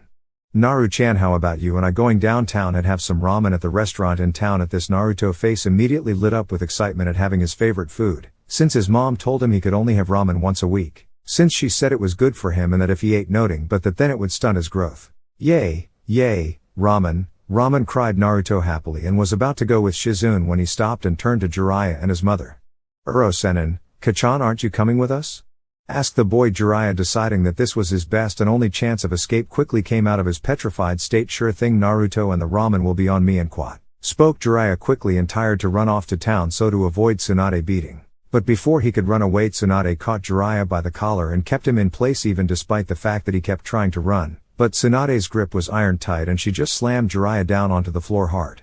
"You go ahead, Naru-chan. Jiraiya and I are going to play a little game called Operation," said Tsunade with a sadistic smile on her face that would have scared even Orochimaru. "Oh okay, Kachan, come on Tauntaun, you can come too," said Naruto as he went off with Shizune, with Tauntaun getting up and crying oink and following after Naruto and Shizune. "No exclamation mark ... Wait, Naruto, take me with you too," screamed the pervert as his fingernails scratching up the floor as Tsunade dragged him into the next room and then throwing him into the corner of the room. After which the toad hermit began to pray for the heavens to take him now into their sweet embrace, but sadly they weren't listening right now and were just going to sit back and enjoy the show. As Tsunade's towering figure was standing over the cowering Jiraiya, who was hunchback against the corner wall, try to plead for mercy, they heard Naruto cry out as he left the house with Shizune. "Have fun, Kachan, with Uro-sennin. Ku. Oh, I will, Naru-chan, I will," chuckled Tsunade maniacally over the cowering Jiraiya. "Cc, come on Heim. It was an AA accident, hhh honest, why you know me," pleaded Jiraiya as she tried to reason with Tsunade, but unfortunately for Jiraiya, Tsunade was not in a reasonable mood. "Oh, I know you, Jiraiya, all too well, and it would be just like you to try and corrupt my sweet innocent little Naru-chan and become a pervert like you," and said Tsunade, and she towered over Jiraiya like she was the Shinigami itself. Soon enough for miles around people could hear the terrified screams of Jiraiya as well as screams of pain as he screamed to the heavens. A few hours later, Naruto, Tauntaun and Shizune would return from town and find Tsunade sitting down enjoying a drink of sake and what looked like some kind of deformed human. That was in a heap across from Tsunade, who barely even looked human anymore, and by the way it continued to groan in pain. It gave the impression that its very existence right now was full of noting but consistent pain and suffering. It was later on that they learned that the deformed creature was Jiraiya after Tsunade had finished with him. All in all, it was just another day with Tsunade's family. Chapter 6, Making Friends. 2 years after Naruto had revealed his Makuten abilities, Tsunade, Tauntaun, Shizune and Naruto were now staying in a small village in Oni no Kuni, Demon Country. The village was a quiet and small village that was positioned in a small valley with a large forest north of it, a medium-sized river that flowed gently down out of the valley south of it, and with crops and fields west of the village where the farmers grew their food for the village. The place had been a perfect spot for the group, since it was quiet and out of the way of most places, and the village had no real medic. Many of their old and young were suffering for a small disease that affected people with a low immune system, which resulted in them being bedridden and unable to eat properly for several weeks. But, thankfully, when Tsunade arrived, the problem was resolved in a matter of a few days. As the people in the village were busy doing their daily activities, they suddenly heard loud explosions and could see large dust clouds coming from the other edges of the forest north of the village. Normally, if the villagers saw this, they would have been concerned about it and believed that they were under some kind of attack. But they had grown used to seeing such thing after the first few weeks of the arrival of Tsunade, Tonton, Shizune and Naruto, although they did not know that it was Tsunade since she still had her genjutsu henge over her and Shizune, and they went by different names. Since this had come to be a common occurrence to outside the village at this time, they had learned that at this time Tsunade would train her son Naruto in her special training exercise at this time. With Tsunade and Naruto dodge, shouted Tsunade as she threw a massive dodge ball at Naruto, who barely dodged it. Naruto had grown a good bit over the time. He was still quite skinny, but despite that he was quite strong for his age, thanks to his training, and had lots of energy. Naruto wore a short-sleeved green shirt, with black short pants and brown sandals. This type of training had been a common thing to be seen going on between Naruto and Tsunade in the past few months. Since when she first saw that Naruto had inherited her natural flawless chakra control, she hoped that with this training Naruto would gain her superhuman strength. Naturally, when Jiraiya and Shizune first heard Tsunade saying that she was now going to have Naruto go through her special training, they became very concerned for Naruto's safety and well-being.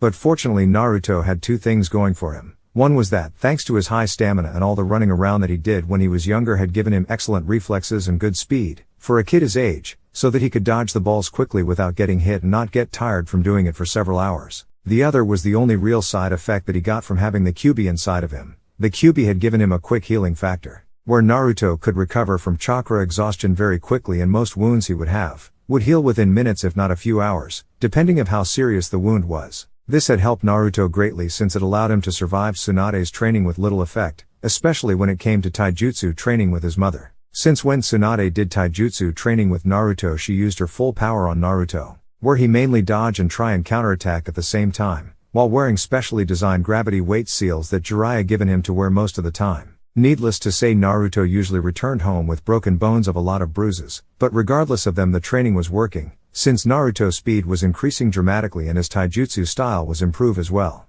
Tsunade even stated at the way he was going, Naruto would soon have a firm grasp of her superhuman strength, even though it would still be a couple of more years before he could ever be able to use it to the same level as she could. For several hours Tsunade threw hundreds of dodge balls at her son, where the dodge balls would often explode by the sheer power of the thrown, when it hit the ground or a tree. After a while of this, Naruto was starting to get tired of always dodging and decided to strike back. Soon after, when Tsunade threw another dodge ball and shouted dodge, Naruto leapt into the air at the incoming dodge ball and channeled all the chakra he could gather. As the dodge ball was about to hit him, Naruto did mid-air spin kick and hit the dodge ball with all the strength he could muster with his chakra-enhanced kick. When Naruto kicked the ball, the power he put into the kick was so great that it overpowered Tsunade's throw. After which Naruto's kick blasted the ball right back at Tsunade with twice the velocity that she threw it with. She was so shocked by what Naruto had done that she had barely been able to dodge the ball, which exploded once it hit that spot that Tsunade had been a second ago. After Tsunade had narrowly dodged the ball, she turned to look at her son, who was somehow still standing after putting so much of his remaining chakra into the kick and was breathing heavily from exhaustion. Incredible. Even after constantly dodging all my throws nonstop for most of the morning, he still had enough strength and power to overpower one of my throws at full power. I knew he was slowly getting better at being able to use my strength, but still, I never thought he'd have enough control over it to be able to block it and hit it back at me with twice as much force as what I threw at him. Not to mention he's still able to stand up after putting so much power into that kick, after doing something like he should be dead on his feet and unconscious on the ground and quat. Thought Tsunade in shock, but quickly got over it and a large smirk appeared on her face. But then again, he is my son after all. Alright Naru-chan, that enough for today, spoke Tsunade, after which she then started to seal away the large bag that held the remaining dodge balls. But, Kachan, pant, I can STI, pant, still key, pant, keep going, pant, said Naruto tiredly. That may be true, Naru-chan, but remember what I said about pushing yourself too far. Now come over here so I can heal you and quat, said Tsunade, where her son was too tried to argue and went over to her to be healed. After a little while, Naruto was fully healed and was itching to start training some more, but his mother wouldn't allow it.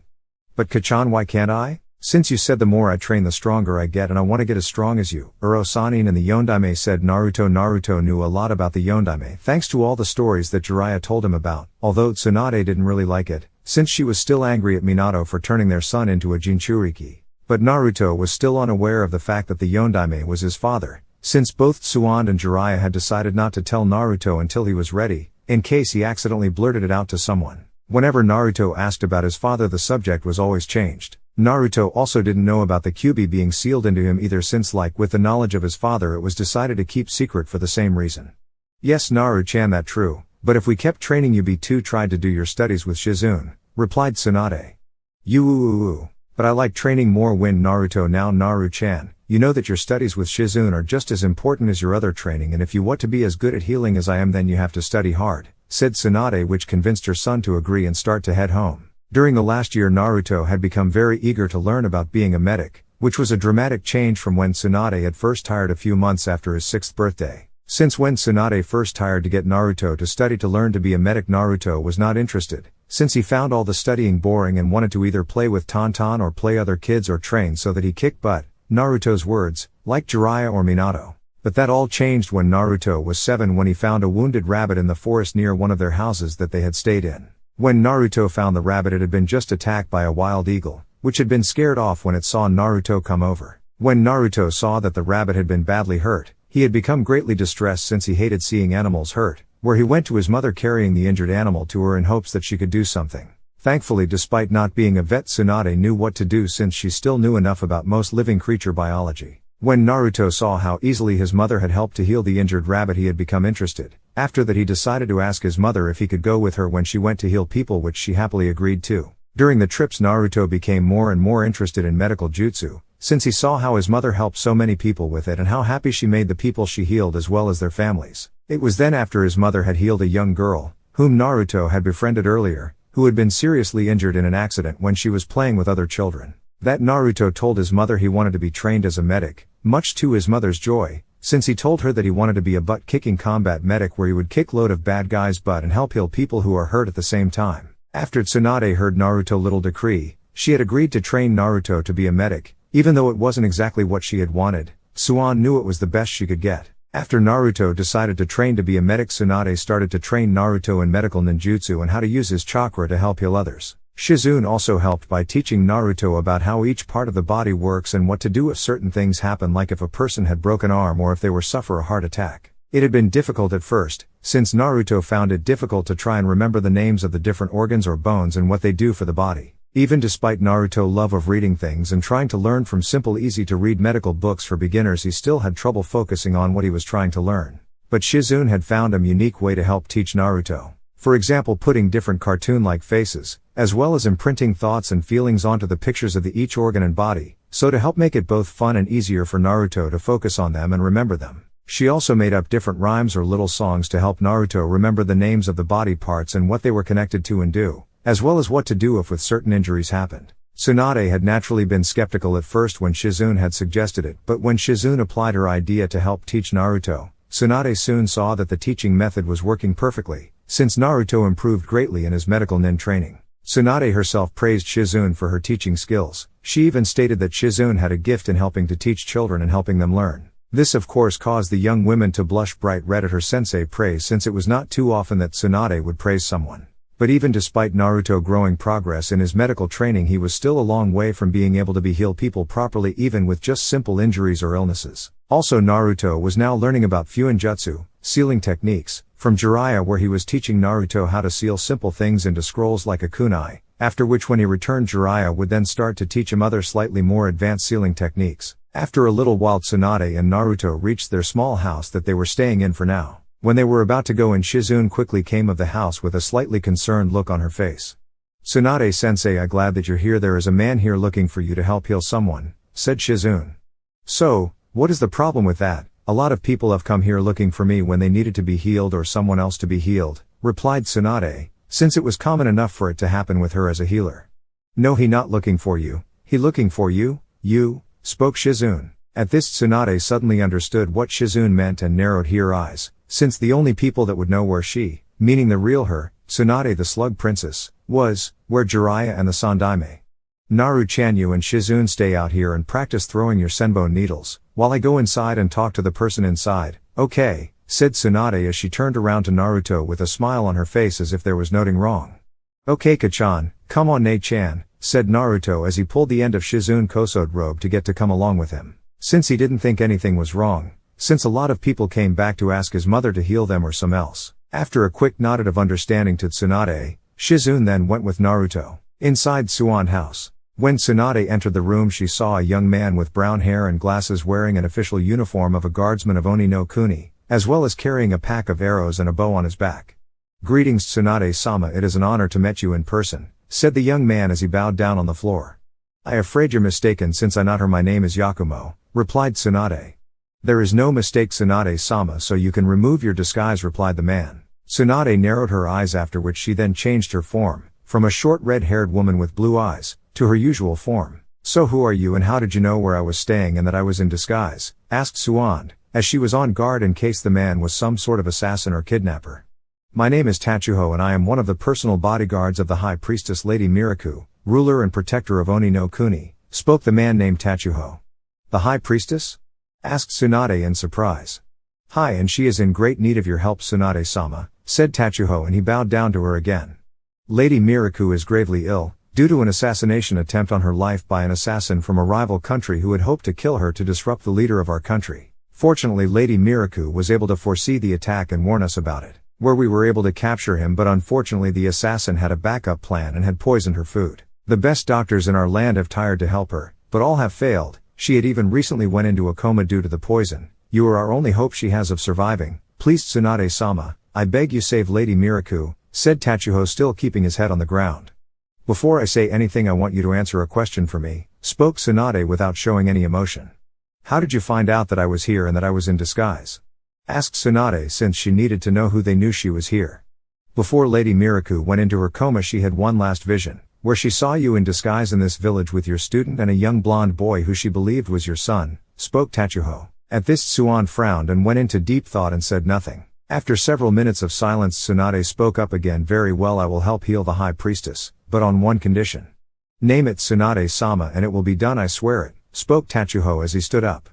Before I tell you, I want to know, other than yourself and the High Priestess, does anyone else know about the vision that she had about my son and me? Asked Tsunade. No, Lady Miraku only told me of her vision about you and your son, replied Tachuho. Good, then my condition is simple, that both you and the High Priestess swear not to reveal the fact that I have a son to anyone until the day it is officially known to other countries. Since I have many enemies out in the world that would come after my son just to get to me, and until the day he is either strong enough to defend himself or has enough protection, no one can know that he even exists. Is that clear? Said Tsunade forcefully, since she would allow no harm to come to her son. Of course Tsunade-sama, I understand perfectly, and I swear no one will learn the existence of your son from me, and I'm certain Lady Miraku will agree as well, replied Tachuho. Good, because should you or the High Priestess ever break your oath and leak the information about my son to others and it puts him in danger, I swear there will be no place on this earth that you can hide from me. Is that clear? Threatened Tsunade in a deadly tone as she flooded the room with her killing intent, making Tachuho freeze in fear and cause a cold sweat to run down his back. Hi. Tsunade-sama, I, you understand P perfectly, said Tachuho fearfully, as he had never been so scared in his entire life. Good, then we will leave in 1 hour, spoke Tsuande as she stood up to go and talk to Shizune. When Tsunade left, Tachuho slouched down and let out a large sigh as the killing intent died out. Truly, there is nothing more dangerous in this world than a mother protecting its child, though Tachuho, as he shivered slightly in fear as the memory of Tsunade killing intent was still fresh in his mind. 3 days later, after about 3 days of traveling, Tsunade and the group soon arrived at the estate for the High Priestess of the Demon Country. When they arrived at the main gate, Tsunade had her special genjutsu activated on both her and Shizune, so to make sure that no one would know it was her. The excuse as to why she was here was based sort on the truth, where Tachuho had told the guards that she was a healer from a far-off village that was said to be highly skilled in poisons and could help the High Priestess. When Tsunade entered the room, she had Tachuho dismiss all the servants and other healers in the room so that she could begin her work without being bothered. When all the servants and the other healers were gone, Tsunade cancelled the henge over her and Shizune and began to diagnose the High Priestess. After a few minutes, Tsunade finished her diagnoses on High Priestess and turned to Tachuho, who remained in the room. I'm afraid that the toxin that the High Priestess has been poisoned with was a highly toxic and highly dangerous one, that even some of the most skilled healers would have difficulty treating, spoke Tsunade. What exactly is the poison, Tsunade-sama, and what does it do? Asked Tachuho. The poison came from a very rare and highly toxic mushroom called the black-spotted mushroom. It can be made into a powder, gas or liquid form, where it can be breathed in, injected or digested through food. Once the poison is in the body, it destroys the cells, causing the body and the organs to fail and slowly killing the person over time. The effects typically include a nagging cough and other undetectable but common symptoms. It is very hard to detect and even harder to cure, said Tsunade grimly. See, can you treat it, Tsunade-sama? Asked Tachuho worriedly. Yes, I can, by extracting the poison from her body, but it will be difficult, replied Tsunade. Whatever you need, Tsunade-sama, please tell me and I shall get it, spoke Tachuho.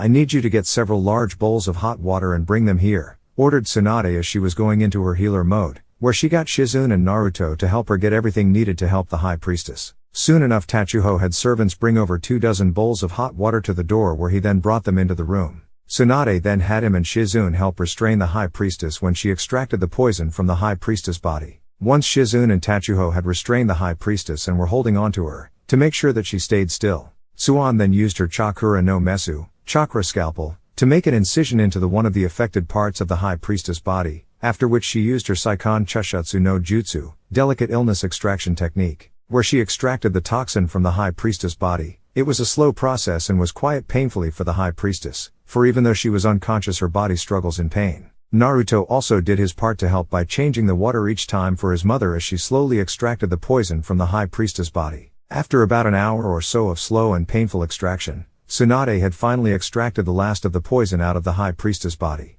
It's done, virtually all the poison is out of her body now, sighed Tsunade as she wiped the sweat off her brow. Then will Lady Miraku recover? Asked Tachuho hopefully. She should, once I have used some of the extracted poison to help make a medicine that will take care of the remainder of the poison in her body and help her body recover more quickly. I will also stay for a while here to make sure that the High Priestess does not suffer any relapses or something else happens, since she is in a fragile state right now. Thank you, Tsunade-sama, I cannot thank you enough, we are forever in your debt, said Tachuho as he was kneeling on the floor with his head down in gratitude to Tsunade, to which Tsunade just nodded. Tachuho, do you have a greenhouse area and a medial area I can use so to make the medicine for the High Priestess? Asked Tsunade. Yes, we do, I shall have a servant lead you there immediately. Kachan, can I help too? Asked Naruto, who wanted to help as well. Thank you, Naru-chan, but you can't because it's very hard to do and you're not ready yet. Why don't you go with Tonton out to the garden and play, said Tsunade. Groaned Naruto, since he wanted to help, plus he didn't have anyone really to play with. Sure, he had Tonton and he liked playing with her. It was just that he would have liked to play with other kids his own age, since it was hard for him to make and keep friends since he was always moving from place to place with his mother, Nei-chan and Tonton. Naruto-san, if you like, maybe you can play with Lady Miraku, daughter Shien, since I was about to go to her and tell her that her mother will be okay, since she has been very worried about her. I'm sure that Shien would love to have someone her own age to play with since she does not have many friends to play with as well, said Tachuho kindly as he knelt down to Naruto. Tachuho knew that Shien had been very worried for her mother when she started to fall ill. Ever since then the poor young girl had been crying herself to sleep, since she had been so worried about her mother dying and leaving her alone. This was because her mother was all she had, since her father had died in a horse-riding accident when she was only a year old and she did not really have any friends. Since like her mother she had the power to see into the future, but since she was so young she could not control it and would often see people deaths. This caused people to fear her, especially other children, since they thought that if they went near here they would die, hence they would run away from her. He hoped that once he brought the good news about her mother and Naruto to play with her, it would brighten the girl up. He only hoped that Naruto would not be scared away from Shien, since the girl was desperately lonely and badly needed a friend. When they left the room, Tachuho had 2 guards placed inside the High Priestess room and 2 outside the room, to make sure no more assassins would try to get in. After which he then called a servant over and ordered him to show Tsunade and Shizune, who had their henges back on, where the medical area and the greenhouse area was. After that Tachuho then lead Naruto and Tonton, who was following Naruto, to where Shien room was and tell her the good news about her mother. Shien bedroom. Currently in her bedroom, the young daughter of the High Priestess Shien was in the corner of her bedroom. She was sitting down on the floor with her legs held tightly against her chest and her head against her legs. Her eyes were puffy red from crying for most of the time, since she was worried for her mother and was afraid that she would die and leave her all alone. Shien was wearing a long yellow and gold robe-like coat with red baggy pants and a plain white shirt. She also wore her long blonde hair down and had a round glass-like charm that would ring like a tiny bell hung on the left-hand side of her head. As she sat quietly in her little corner, she heard a knock on her door. "Go away, I told all of you to just leave me alone," cried Shion, since she did not want to talk to anyone. "Shion-san, it is me Tachuho, I have news about your mother, may I please enter?" spoke Tachuho Okasan. Said Shion, after which she let Tachuho in. Ditto okay Okasan Dd, said Shion as she tried to say the words she dreaded but found she could not. "No, she did not, Shion-san," said Tachuho, since he knew what the girl was thinking. "She is actually much better now. I was able to make contact with a healer, then lived in one of the outer villages and had her come here to heal your mother. Thanks to her she was able to heal your mother and is now working on a medicine that will help her mother get better." Why you mean Okasan isn't going to die?" asked Shion as she dared to hope. Tachuho just nodded to her that it was true, where Shion then ran over to Tachuho and hugged him tightly and started to cry again, but this time with tears of joy. After a few minutes Shion finally stopped crying and looked up at Tachuho and spoke. "See, can I see Okasan?" "I'm afraid not, Shion-san, since your mother is still in a coma, but I sure she will awaken up very soon, and once she does and has regained some of her strength you can see her, I promise," said Tachuho, to which Shion just nodded. "Also Shion-san, I have something else to tell you," said Tachuho, which caused the girl to look at him curiously.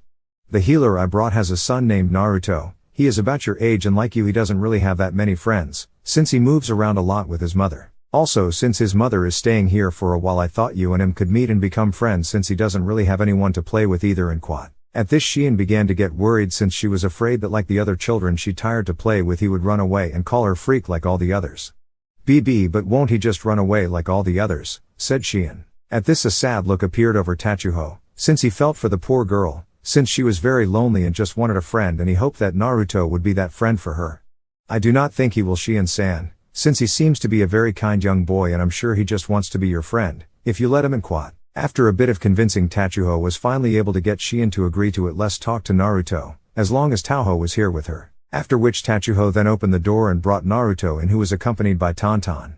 "Hi," greeted Naruto when he saw Shion, who was hiding behind Taho shyly. When Naruto greeted her, Shion did not speak and she just hid behind Tachuho for fear of being rejected by Naruto like all the other children she had tired to befriend. Seeing at how nervous and shy Shion was, Naruto decided to go over to her, where he went around Tachuho so that he could face her. "Hello Shion, my name is Naruto, would you like to play with me? Since there aren't really any other kids around and since my Kachan is going to be here for a little while, it'd be nice that I had someone else to play with," said Naruto. At first Shion said nothing, but after a few minutes Shion suddenly spoke. "Do, why you?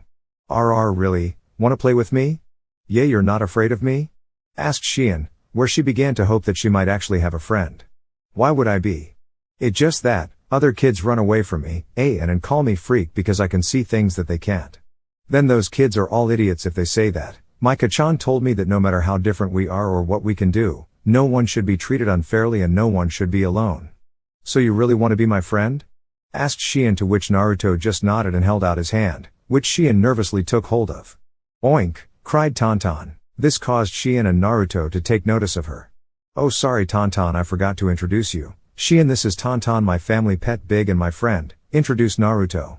"Hello Tonton," said Shion, as she kneeled down and started to pet Tonton on the head and scratched behind her ear, which the small Big enjoyed very much. "Hey, do you want to go play tag with Tonton and me?" asked Naruto. "Sure," said Shion, after which Naruto then grabbed a hold of Shion, where they and Tonton ran off outside. As the two children and the pig ran off, Tachuho could not help but smile, since it was the first time that he saw Shion smile in a very long time. He was also happy to see that she finally had a friend that was not scared of her. Outside in the estate garden for the next hour or two, Shion, Naruto and Tonton played together happily, where they played games like tag, hide and seek, other such games. After that Shion showed Naruto around the estate. She even brought Naruto to a hidden part of the garden where her mother and she would plant flowers. "This is where Okasan and I go sometimes to plant flowers," said Shion to Naruto as they looked around the different flowers. As Naruto looked around he saw a dying flower bush near the end of the flower patch. "What wrong with that?" asked Naruto as he pointed to the dying flower bush. When Shion saw what Naruto was pointing at she could not but blush and look down at shame. "That was a rose bush that I tried to grow by myself, since most of the flower her were grown by Okasan and the rest were grown by me with Okasan help. I told her I wanted to do one by myself, but it was harder than I thought it would be with Okasan help. No matter what I tried it wouldn't grow right and started to die," said Shion sadly and embarrassed. "If you like I can help," offered Naruto. "What ca you do?" asked Shien. Well, there is a special trick that I learned and could do that might help. But you have to promise that you won't tell anyone, not even your Kachan or Tachuho-san, okay? Said Naruto. Okay, I promise. Pinky swear, said Naruto holding out his pinky finger. Pinky swear, repeated Shien as she locked her pinky finger with Naruto's. Okay then, said Naruto as he went over to the dying bush where he grabbed hold of the main trunk part of the bush and started to channel chakra into the rose bush. At first Shien was confused as to why Naruto was grabbing a hold of the rose bush. But before she could ask him, she saw the rose bush beginning to grow bigger and bigger. It then started to sprout leaves and then rose flowers, and right before Shien the rose bush became fully bloomed. How did you do that? Asked Shien in awe when Naruto had gotten up and dusted off his pants. It's a special power that I have, it's called Makuten, would release, it's a Kekkei Genkai, bloodline, it's kind of like your powers. Shien told Naruto about her powers, said Naruto. What exactly can you do with it? Asked Shien. Well, like you saw, I can make trees and plants grow. My great-grandfather had the same ability. Although he could only grow trees, I can also help grow plants. My great-grandfather could do loads of cool things with it, where he could make trees or entire forests wherever he wanted. He could even make wooden mansions or houses out of nowhere. He also created my Kachan home village Konoha and the massive forest that surrounds it in a single day, said Naruto with a bit of pride for how powerful his great-grandfather was, while Shien was just in awe. Also, from what Kakan told me, he was also able to use his power in the same kind of way your power works, spoke Naruto, which got a confused look. Shien. My great-grandfather was able to use Makuten to help suppress and control demons and seal them away. Can you do that? Asked Shien in surprise, which Naruto answered by shaking his head. No, or at least not yet, since I'm nowhere near what my great-grandfather can do, since I can't grow big giant tree out of nowhere like he could. The best I can do is being able to grow trees and flowers out of seeds that I buy and grown them in the different ways and shapes I want them to. According to Kachan, I got a long way to go before I ever get to my great-grandfather's level, since I have to learn it by myself for now. Can't your Okasan help you to get better at being able to do it? Asked Shien. She can't. Since she can't do it, I'm the only one in my family that can do it, since my great-grandfather was the only person who could do it in my clan, said Naruto. What about you, Otosan, father, couldn't he help? Asked Shien, but instantly regretted it when a sad look came across Naruto's face.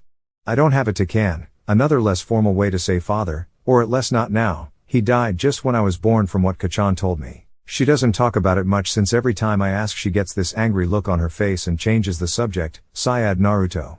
Sorry, said Shien sadly.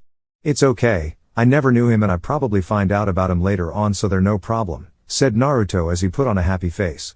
So are there any other things you can do? Asked Shien, so to change the subject.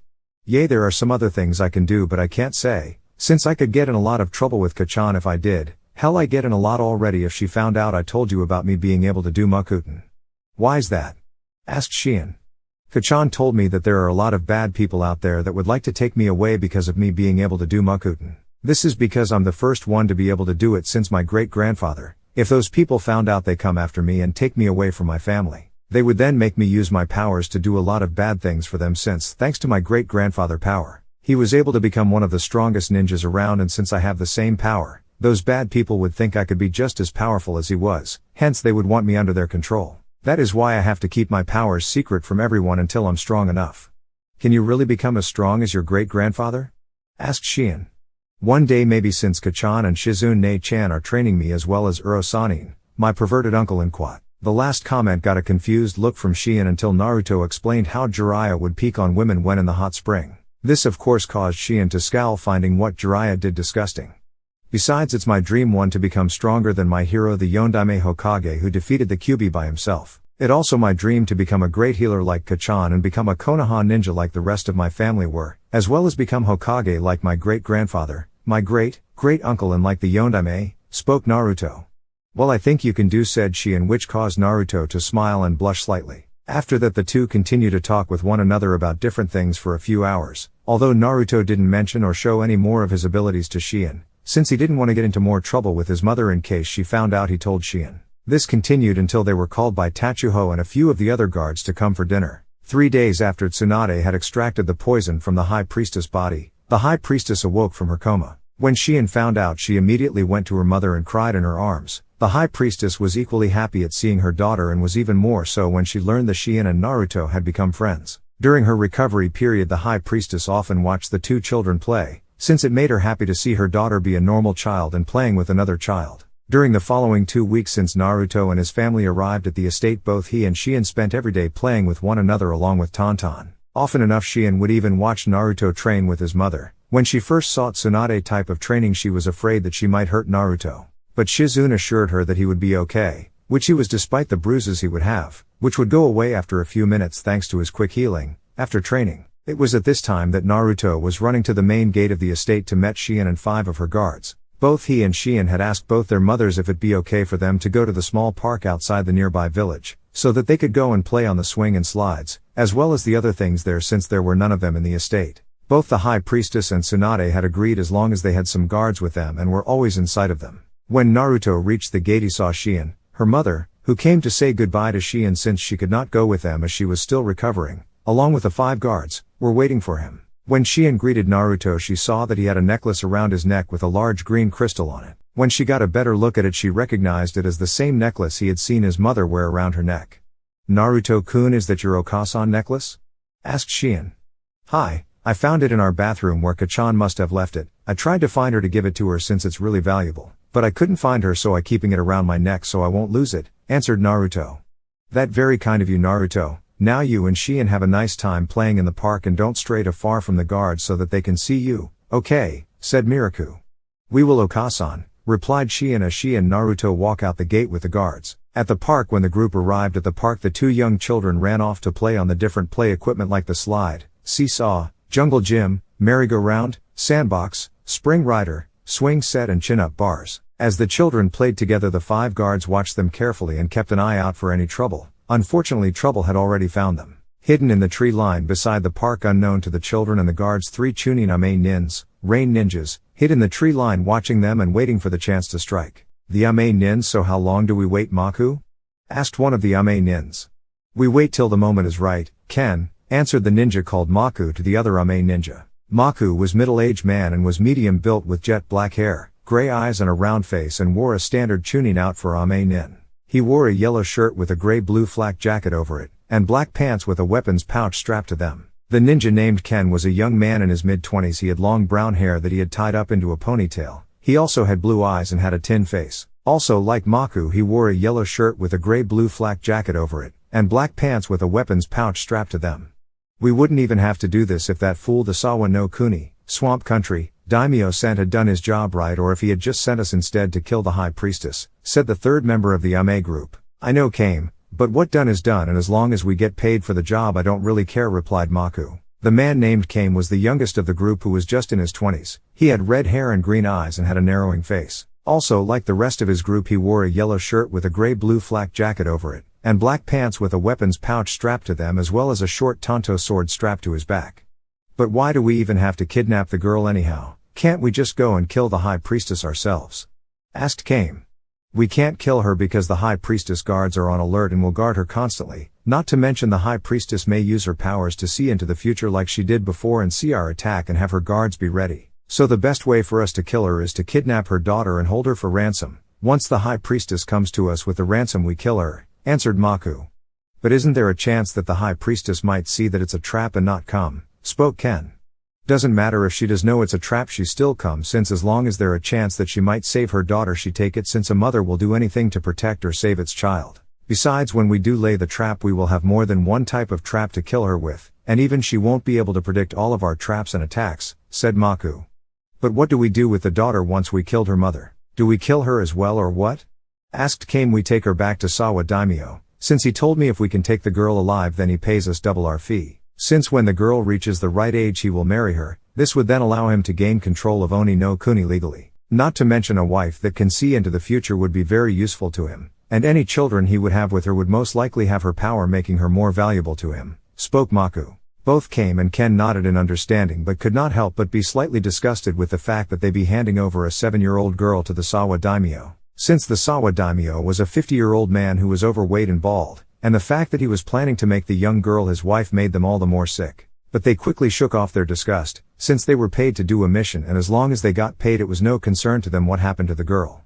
"Alright you two, our man has just signaled us. Get ready to move in and kill the guards on my command," ordered Maku, which the other men responded by nodding their heads in understanding. During that time one of the guards named Haru was happily watching Shion and Naruto play with one another on the swing. Like many of the guards in the High Priestess estate, he saw how sad and lonely Shion was, but with Naruto she was happily playing and acting like a regular young girl. Haru was a young man in his early 20s. He was about medium height and built. He had spiked silver hair with a round face and purple eyes, and unlike the rest of the guards he carried a large broadsword on his back. Haru also did not wear the traditional outfit of a guardsman of Oni no Kuni. Haru wore a black shirt and pants and wore crimson armored shin guards and arm guards as well as a crimson breastplate and black cape. The reason as to why Haru was so different from the guards was because unlike the others he was not a normal guard. He was a samurai and the High Priestess champion. He was also the best swordsman in Oni no Kuni. As Haru watched the children, one of the other guards named Shuta, who Haru was friendly with, came up to him. Shuta was a medium-built man who was slightly taller than Haru. He was in his early 30s and had spiky red hair with brown eyes and muscular face.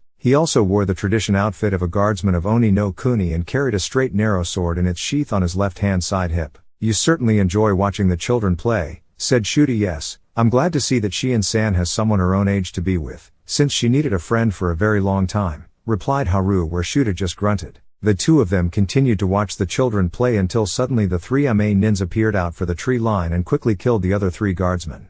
"Ninjas!" cried Haru as he quickly began to draw his sword out so to face the enemy shinobis. As he did he spoke to Shuta without taking his eyes off the Ame ninjas. "Shuta, get Shion-san and Naruto-san and head back to the estate where they be safe. I try and hold the shinobis off until Yo-ah," said Haru, but cried out in pain before he could finish as he felt his back being slashed by a sword. As he fell down, Haru turned his head slightly to see who had slashed and saw that it was his friend Shuta that had done it, who was smiling cruelly as he slashed Haru from behind.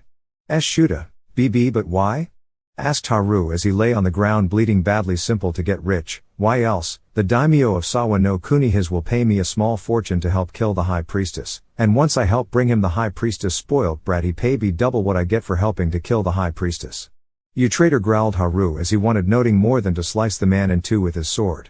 "Huh, like I care what you think of me, you be long dead by that time," sneered Shuta as he was about to finish Haru off, but before he could the Ame nin named came up to him. "The brats are gone."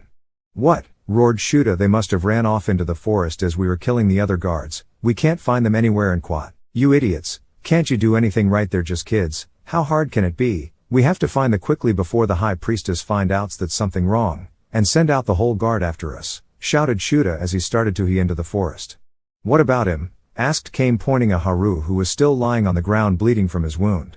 "Leave him with that wound, he will be dead in a few minutes from the blood loose," answered Shuta as he continued into the forest. Unfortunately, Shuta had underestimated Haru, since when he and the Ame ninjas had gone off into the forest after Naruto and Shion, Haru lifted himself up, through sheer willpower, and started to walk back to the High Priestess estate as quickly as he could and get help. As he did he prayed that the children could keep themselves hidden from Shuta and the Ame ninjas until help came. 20 minutes later, at the High Priestess estate, currently sitting on the porch of her private room, the High Priestess Miraku was sitting down on a chair and relaxing a little with Tachuho, who was also standing next to her. The High Priestess was taking it easy, since even though she was out of the woods in terms of the poison, her body was still weak and needed to recover. As the High Priestess was relaxing, she suddenly two female heard voices loudly as if arguing, and before she could have Tachuho investigate what was happening, Tsunade and Shizune, in the true form, since the High Priestess knew who she was and agreed to Tsunade condition, along with Tonton, burst into her room, where Tsunade started to look around while Shizune tried to calm her Sinai down.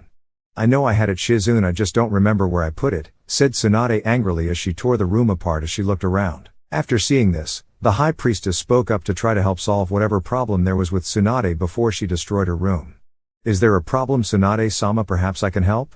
asked Miraku politely, since she did owe the women her life after all. As Tsunade continued to look around, Shizune decided to speak up. "Forgive our intrusion, High Priestess, it is just that my sensei has lost a very valuable heirloom belonging to her grandfather and cannot remember where she put it." "Would the item you are looking for perhaps be a necklace with a green crystal on it?" asked the High Priestess. "You saw it?" asked Tsunade in surprise as she stopped looking around the room.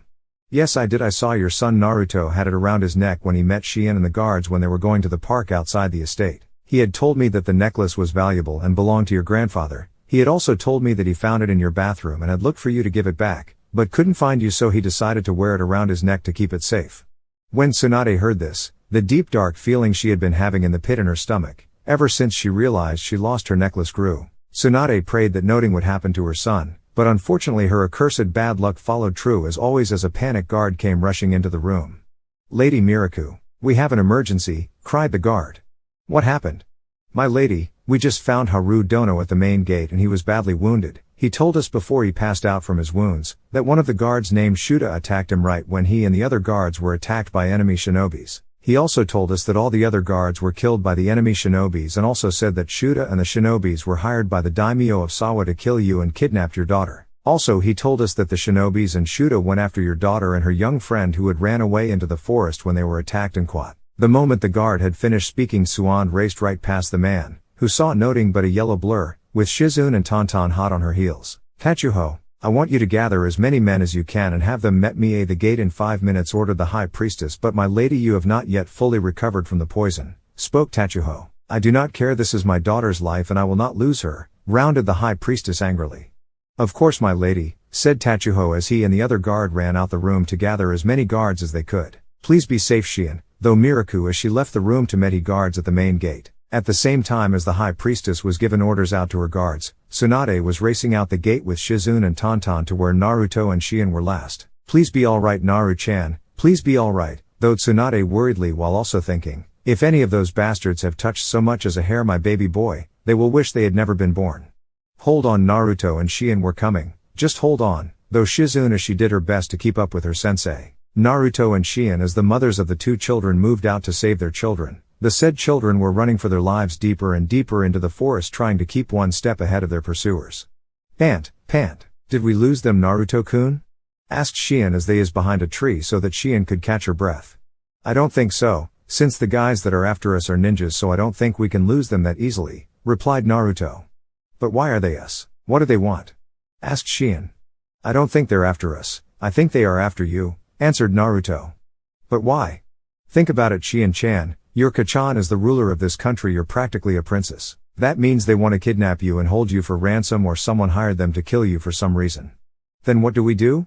We have to keep running and find some place to hide until our Kachans realize that something has happened. But that still could be hours since we weren't due back till later on," replied Shion worriedly.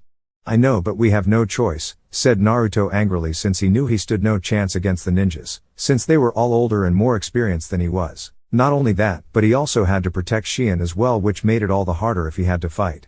"I don't see them anywhere," cried one of the ninjas nearby. "Well, keep looking, they have to be nearby," cried the leader of the ninja group. "Come on Shion, we got to keep moving or they find us," said Naruto as he pulled along. The two children quickly crawled through bushes and moved as quickly and as quietly as possible away from the Ame nins. After a few minutes Naruto came to a stop and looked back to see if any of the Ame nins were following them or were close by. But, thankfully none of them were around. "Shion-chan, I have an idea. If you hide here in the bushes I can use a jutsu to turn into you and then I can lead them away from you when they follow me." "No," cried Shion as tears started to spill from her eyes. "If you do that then they could hurt you or worse kill you for doing that." "But Shion-chan, they won't, they are after you not me, and they won't. I'm pretty good at keeping away and hiding from people, so don't worry about me." "No, there has to be another way. We can still keep running and hiding from them together. I won't let you get hurt because of me." "But this is the best way, I help protect Shion-chan," pleaded Naruto. "I don't care, and if you try and do that Naruto I will go out there and let them catch me. I won't let you get hurt because of me," spoke Shion stubbornly. "Fine then, if that is the case then we just have tea," said Naruto before he quickly disappeared and reappeared behind Shion and gave her a chop at the back of the neck and knocking her out. "Sorry Shion-chan, but this is the best way I can protect you. Should be all right here," said Naruto as he caught Shion before she hit the ground and then gently put her on the ground behind some bushes. After which Naruto then quickly hinged into Shion and started to run off near where the Amen nins were. "The Ame nins? Where the hell did those brats go?" asked Ken. "How the hell should I know?" spoke Kame angrily. "The two of you shut up and keep looking. If we don't find them soon then the high priestess will send her men here to look and find out what happened, in which case she will send her entire royal guard as well as her samurai after us and we be finished," spoke Maku. "Look there the girl," shouted Kame when she saw the disguised Naruto running through the forest. "After her," shouted Maku as he and his teammates gave chase. With Shion, groaned Shion as she woke up. When she finally regained her bearings, she quickly remembered what had happened to her. "Damn you Naruto, why did you have to do that and be a hero?" grumbled Shion. "If anything happens to you I never forgive." She then quickly got up and started to try and retrace her steps to try and get out of the forest to go and get help, but unfortunately as she tried to remember she soon realized that she was lost.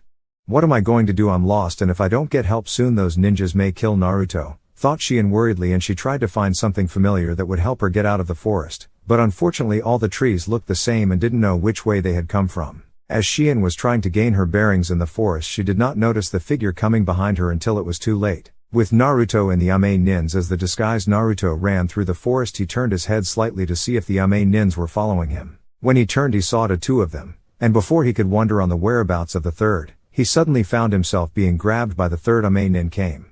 Got you, you little brat, smirked Kame, which ended quickly when he found himself holding a log with exploding notes on it, and before he could throw it away it exploded right in his face. Fortunately for Kame, the explosive notes that Naruto had used were low-grade ones, so the explosion did not kill him, but it did give him a few burns on his face and parts of his body that hurt like hell. Kawarimi no Jutsu body replacement technique. Thought the other two Ame shinobis in surprise. How the hell did that brat do that? She shouldn't have any shinobi training, spoke Ken hotly. Well, seemingly she does, replied Maku angrily. Damn that fool Shuta, he never told us that the girl had shinobi training. This makes things all the harder. And quat. As the two Ame Nins were talking, they suddenly heard some movement in the bushes and turned to their right and saw Shien running quickly from them. Maku quickly threw several kunai at the disguised Naruto, which he easily dodged, but unfortunately the kunai were never meant to hit him, since the kunais had ninja wire tied to them so that when the disguised Naruto dodged them, Maku pulled the kunai back so that the ninja wire would wrap around him, but as soon as Shien was tied up in the ninja wire she suddenly buffed out of existence. Cage Bunshine, Shadow Clone, 1, though Maku in surprise before he had to move away to dodge a few dozen kunai. When the disguised Naruto saw that he had missed, he quickly moved out of his hiding spot since he had given his position away when he threw the kunais. But just as he did, he was suddenly grabbed by a strong pair of arms and found himself facing the Ame Nin Ken, who in turn believed he was looking at Shien. I have you now, you annoying brat, said Ken. You think? Smirked the disguised Naruto as he threw a pepper bomb into Ken's eyes, blinding him. Ag, my eyes. You damn brat, screamed Ken as he dropped hold of the disguised Naruto and roared in pain as he held his hands in pain. After being let go by Ken, the disguised Naruto quickly tried to run away again but was stopped when several shurikens were thrown in front of him and caused him to stop, after which Maku appeared in front of Naruto. Alright kid, that far enough, you caused us enough trouble as it is, so why don't do a smart thing and come quietly with us and you won't be hurt, said Maku. Let's not, smirked the disguised Naruto and throw a smoke bomb in front of himself, which covered both him and Maku and the area around them. After a few seconds the disguised Naruto quickly ran out of the smoke-filled area and ran as quickly as he could, but as he ran he quickly found his legs being kicked away from underneath him and causing him to fall forward.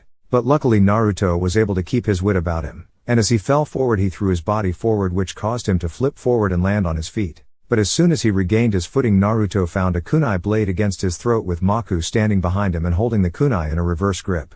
Nice try kid, but I'm a seasoned chunin from Amigakure and a little kid like you doesn't stand a chance against someone like me. Although I give this, you're pretty skilled for a kid your age and you put up a good fight, you might have made a pretty good ninja one day.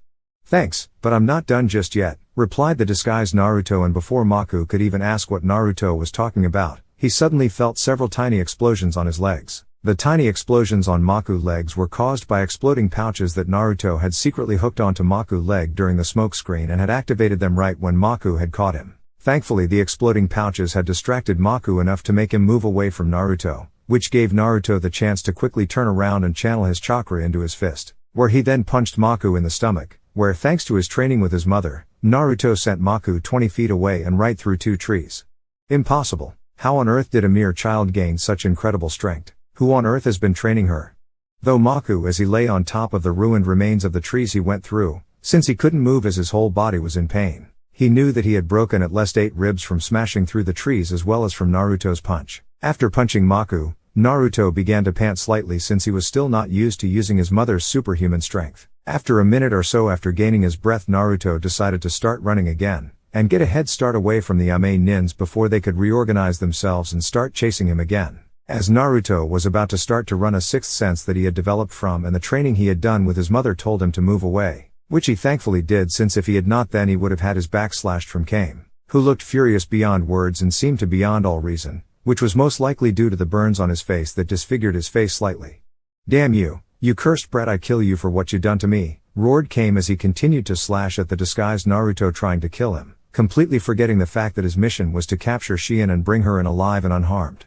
Damn that fool Kame, he going to ruin everything, growled Maku as he lifted himself slowly up since he still was in a great deal of pain and saw Kame slashing a Shien with his sword who was dodging each slash. Naruto continued to dodge the Kame sword slashes for a minute or so, during which he tried to make a counter-attack that would give him a chance to get away from Kame, but could not since Kame did not give him one, since his sword slashes were relentless. It continued like this until Kame made a left-hand diagonal slash at Naruto's head, which in turn he quickly made a counterclockwise spin so avoid the sword slash. This then gave him the opening he needed to strike back at Kame, since as he spun back around Naruto was able to come upon Kame unprotected left side and hit him with a supercharged spin kick. But just as Naruto hit Kame with his supercharged spin kick, Kame turned into a wooden log which shattered once it made contact with Naruto's kick. As soon as Kame turned into a wooden log, Naruto quickly realized that Kame had used a Kawarimi no Jutsu and had replaced himself with a wooden log.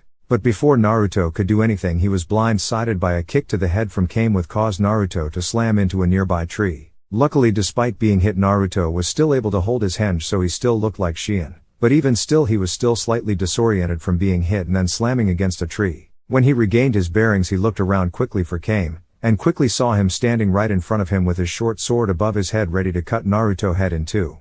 "Prepare to die, you little bitch," snarled Kame angrily as he was about to swing his sword downward on the disguised Naruto. As Kame swung his sword down, Naruto could not help try and put his hand up in front of himself to try and stop the blade, even though he knew they couldn't, and closed his eye tight as he saw the blade coming while shouting out "no!" and quat. And at the very moment that Naruto shouted out "no!", a large wooden spike came out of the ground right in front of Naruto and impaled Kame right through the chest, lifting him in the air slightly so that he was slightly above Naruto. When Naruto didn't feel the sword slicing through him, he opened his eyes to see what had happened. When he did, he quickly regretted it, since right in front of him was the impaled Kame with blood coming out of his chest and dripping down that wooden spike. He also saw the dying Kame staring right at him with a look of complete shock and horror at what had happened to him. Blood was even coming out of his mouth and landing on Naruto's face, but after a few seconds the life quickly left his eyes and he died. When Naruto saw this, he was completely frozen in horror at what had happened in front of him and did not understand what had happened. WWWWH, what happened to him? Where did that wooden spike come from? DDDI, did I do that with my Makuten powers? BB, but how did I do it? I didn't mean do summon it, and do that to him, I just wanted to stop him, thought Naruto frighteningly, since did not want to kill the man, plus he did not know how he even did it. Naruto was not the only person that was completely stunned what he had just done, both Ken and Maku were equally stunned.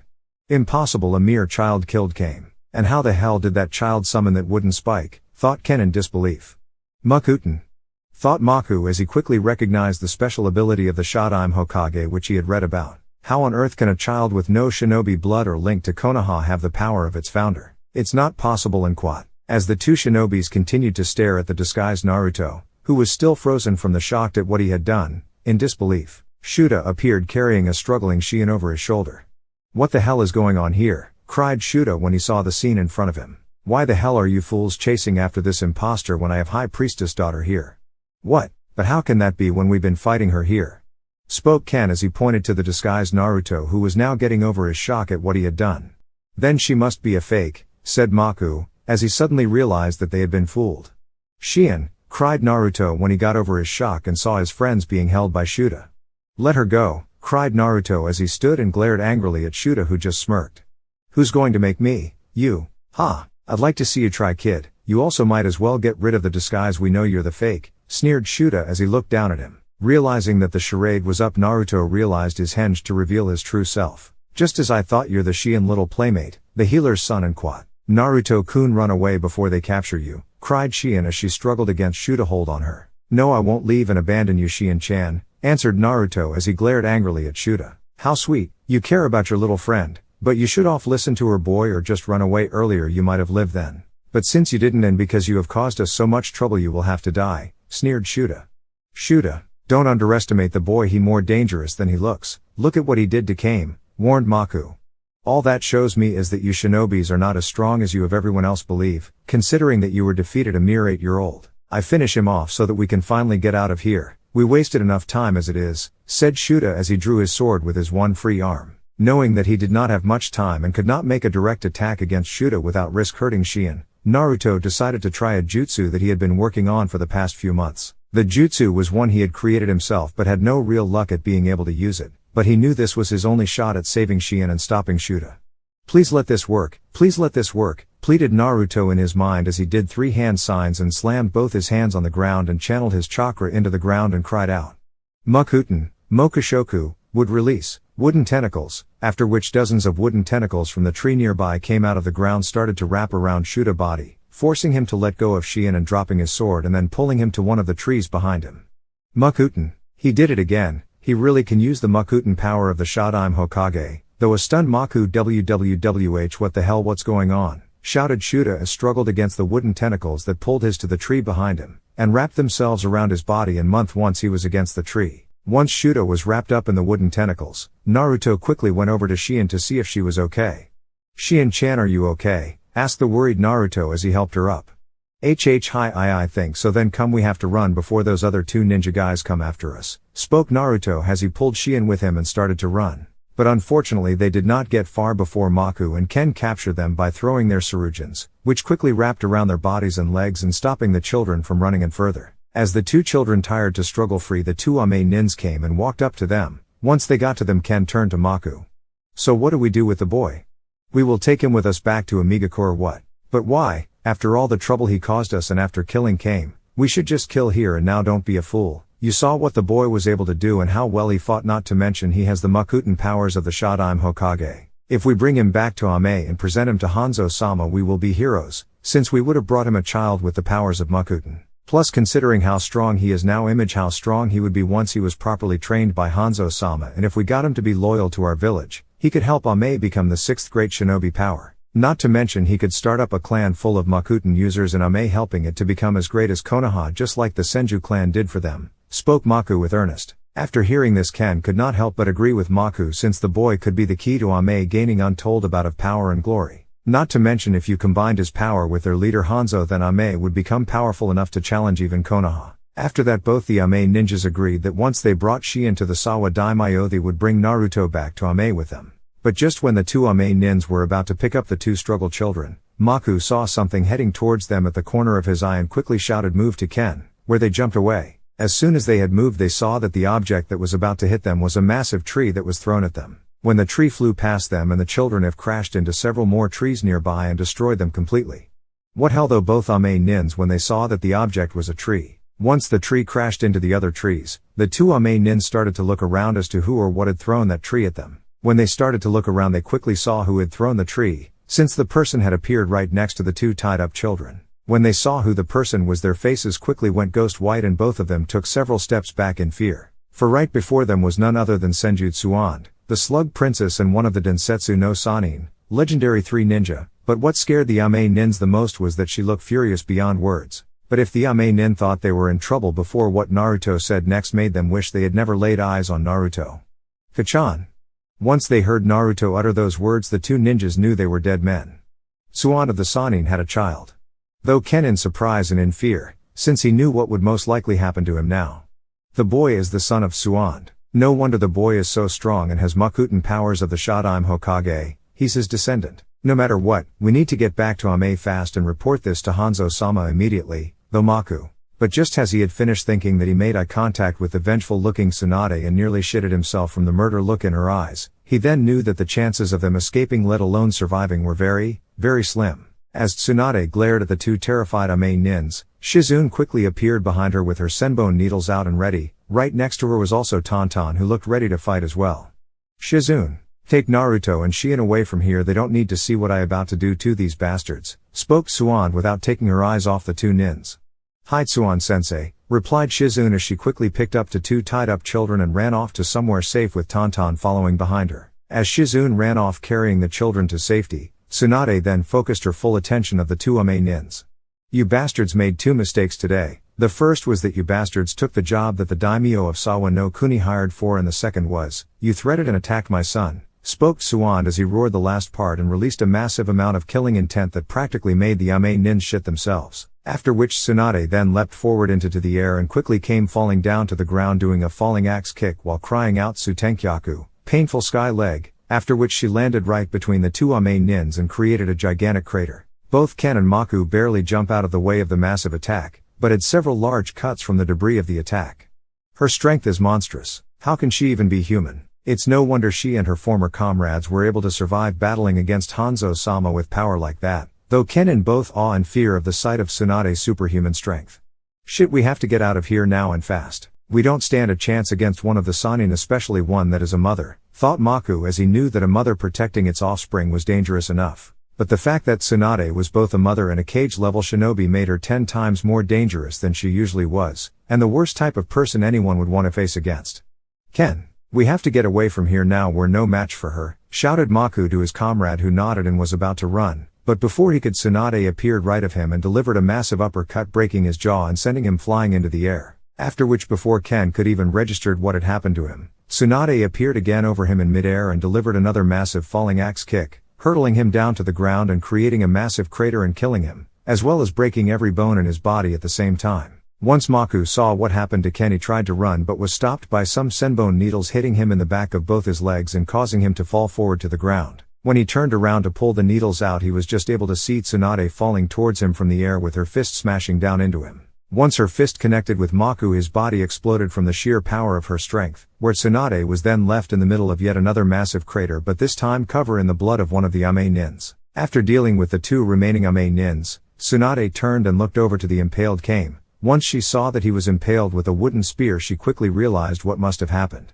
after which a new surge of rage came over her and she began to wish that she could bring the Ame nins back to life just so that she could kill them again, but this time slower and more painful for what they forced her innocent son to do. After she had disposed of the Ame nins' bodies and stripped them of anything useful, Tsunade then turned again to the struggling Shuta, who was trying, but failing, to get out of the wooden binds. As he struggled, he saw the blood-covered Tsunade heading towards him. As she slowly walked over to him, he could feel a potent killer intent coming from her, as well as see a dark menacing aura surrounding her. This made her seem like she was some goddess of death, which was made more believable to Shuta due to the fact that she was covered in blood and he had seen her butcher Ken and Maku with frightening ease. As she came up to him, a pungent stench could be smelled coming from him and a large wet spot seen between his legs. Once Tsunade reached Shuta, she grabbed him by the neck and forcefully pulled him out of the wooden binds and held him up with a vice-like grip around his neck.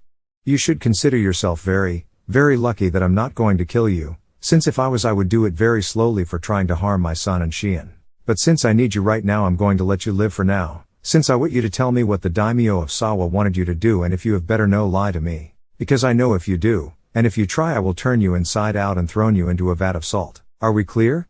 Spoke Tsunade, to which Shuta just nodded and started to spill his guts to Tsunade. A half hour later, after Shizune had taken the children with her, she ran off to a clearing a bit away from where she and Tsunade had found the children. She then untied them and after hugging Naruto tightly for still being safe, she began to check the children over for any injuries, which thankfully were minor with small cuts and bruises. When Shizune had finishing looking over the 2 children, she asked Naruto to tell them what happened. But when she asked Naruto, he refused to speak or even look at her, as if he was ashamed of doing something. Seeing this, Shizune grew concerned and tried to get Naruto to speak, but he wouldn't say a word. Shizune then asked Shien to tell her what had happened. At first Shien was unsure if she should tell what had happened, but when Shizune pleaded her and she saw the concerned look on her face, Shien decided to tell Shizune. Shien then began to tell Shizune everything that happened about how the guards were ambushed and how they were chased by the Ame nins, as well as when Naruto knocked her out and disguised himself as her. And then how she was captured and how she was brought to where Naruto was fighting the Ame nins and how he defended her until Tsunade had arrived. When Shizune heard Shien's side of the story, she could not help but feel a mixture of emotions after hearing the story. Although she was extreme proud of her godson / little brother / nephew for protecting his friend and being so brave, she was even amazed that Naruto was able to hold off 3 fully trained chunins by himself and was able to create and use a Makuten jutsu that he himself created by himself without any help.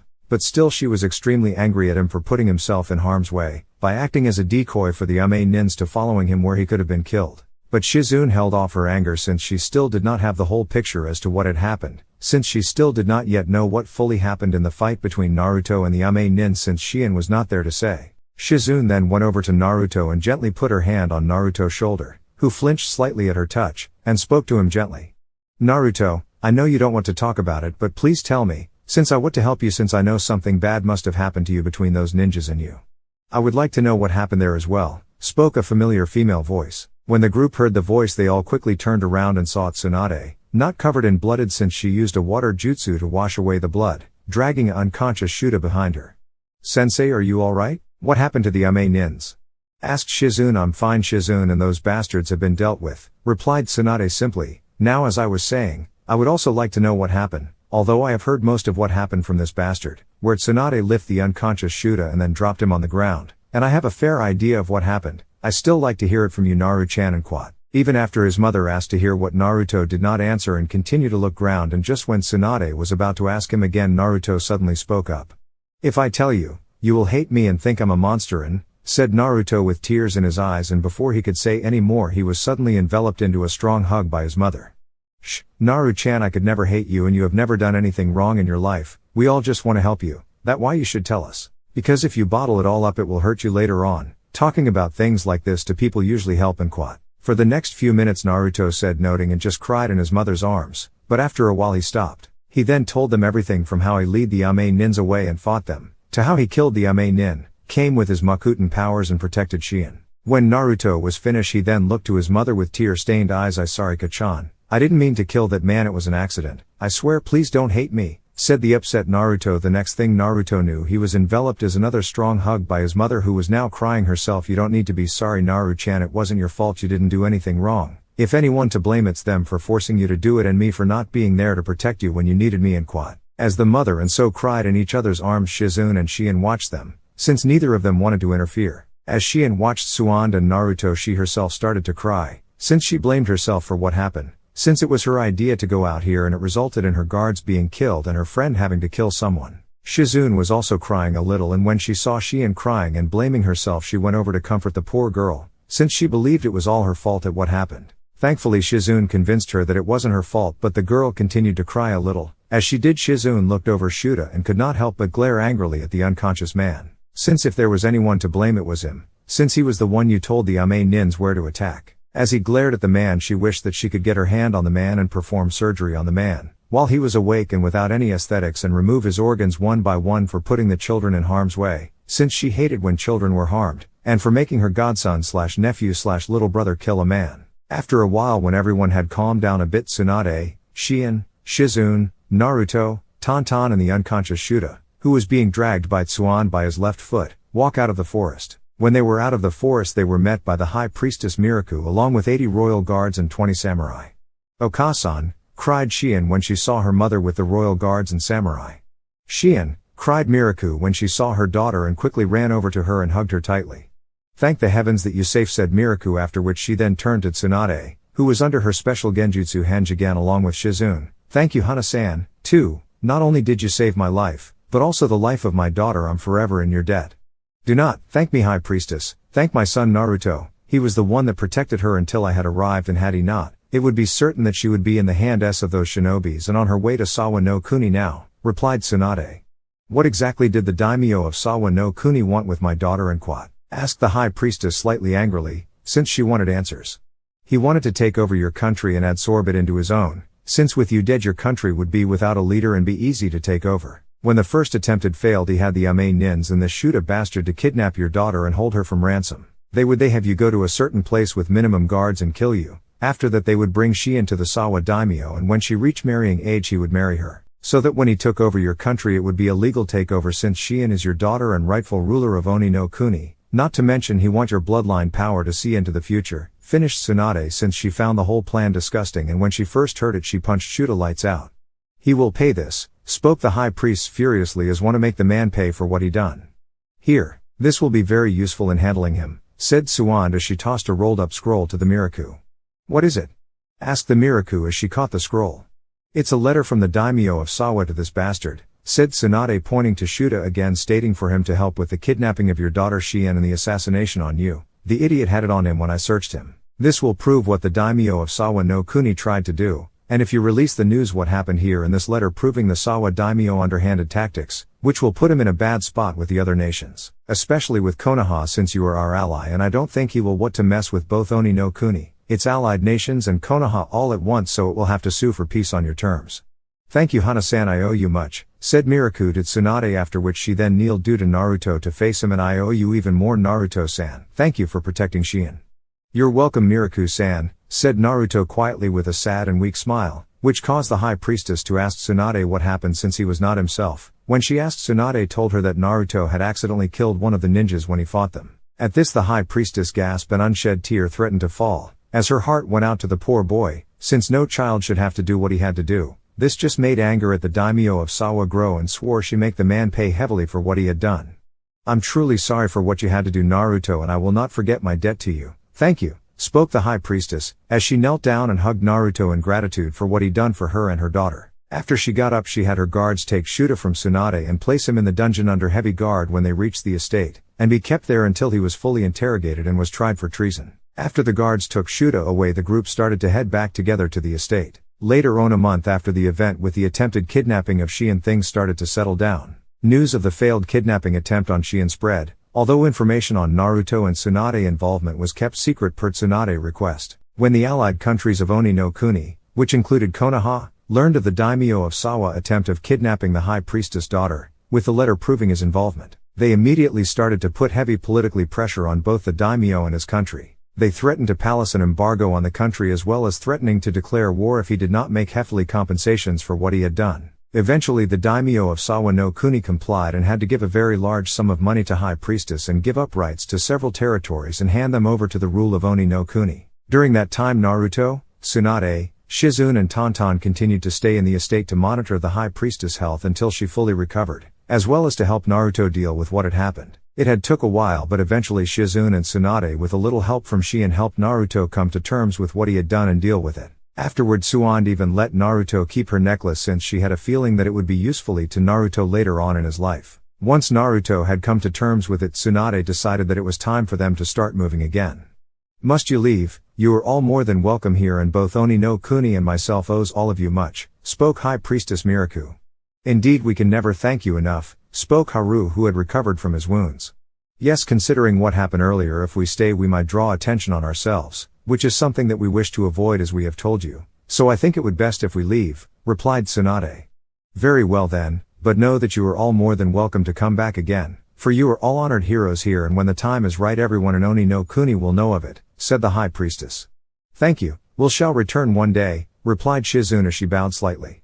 We look forward to that day, since we can then honor both you Tsunade-sama and you Naruto-sama properly for saving both Shien-san and Lady Miraku, spoke Tachuho as he bowed respectfully to them.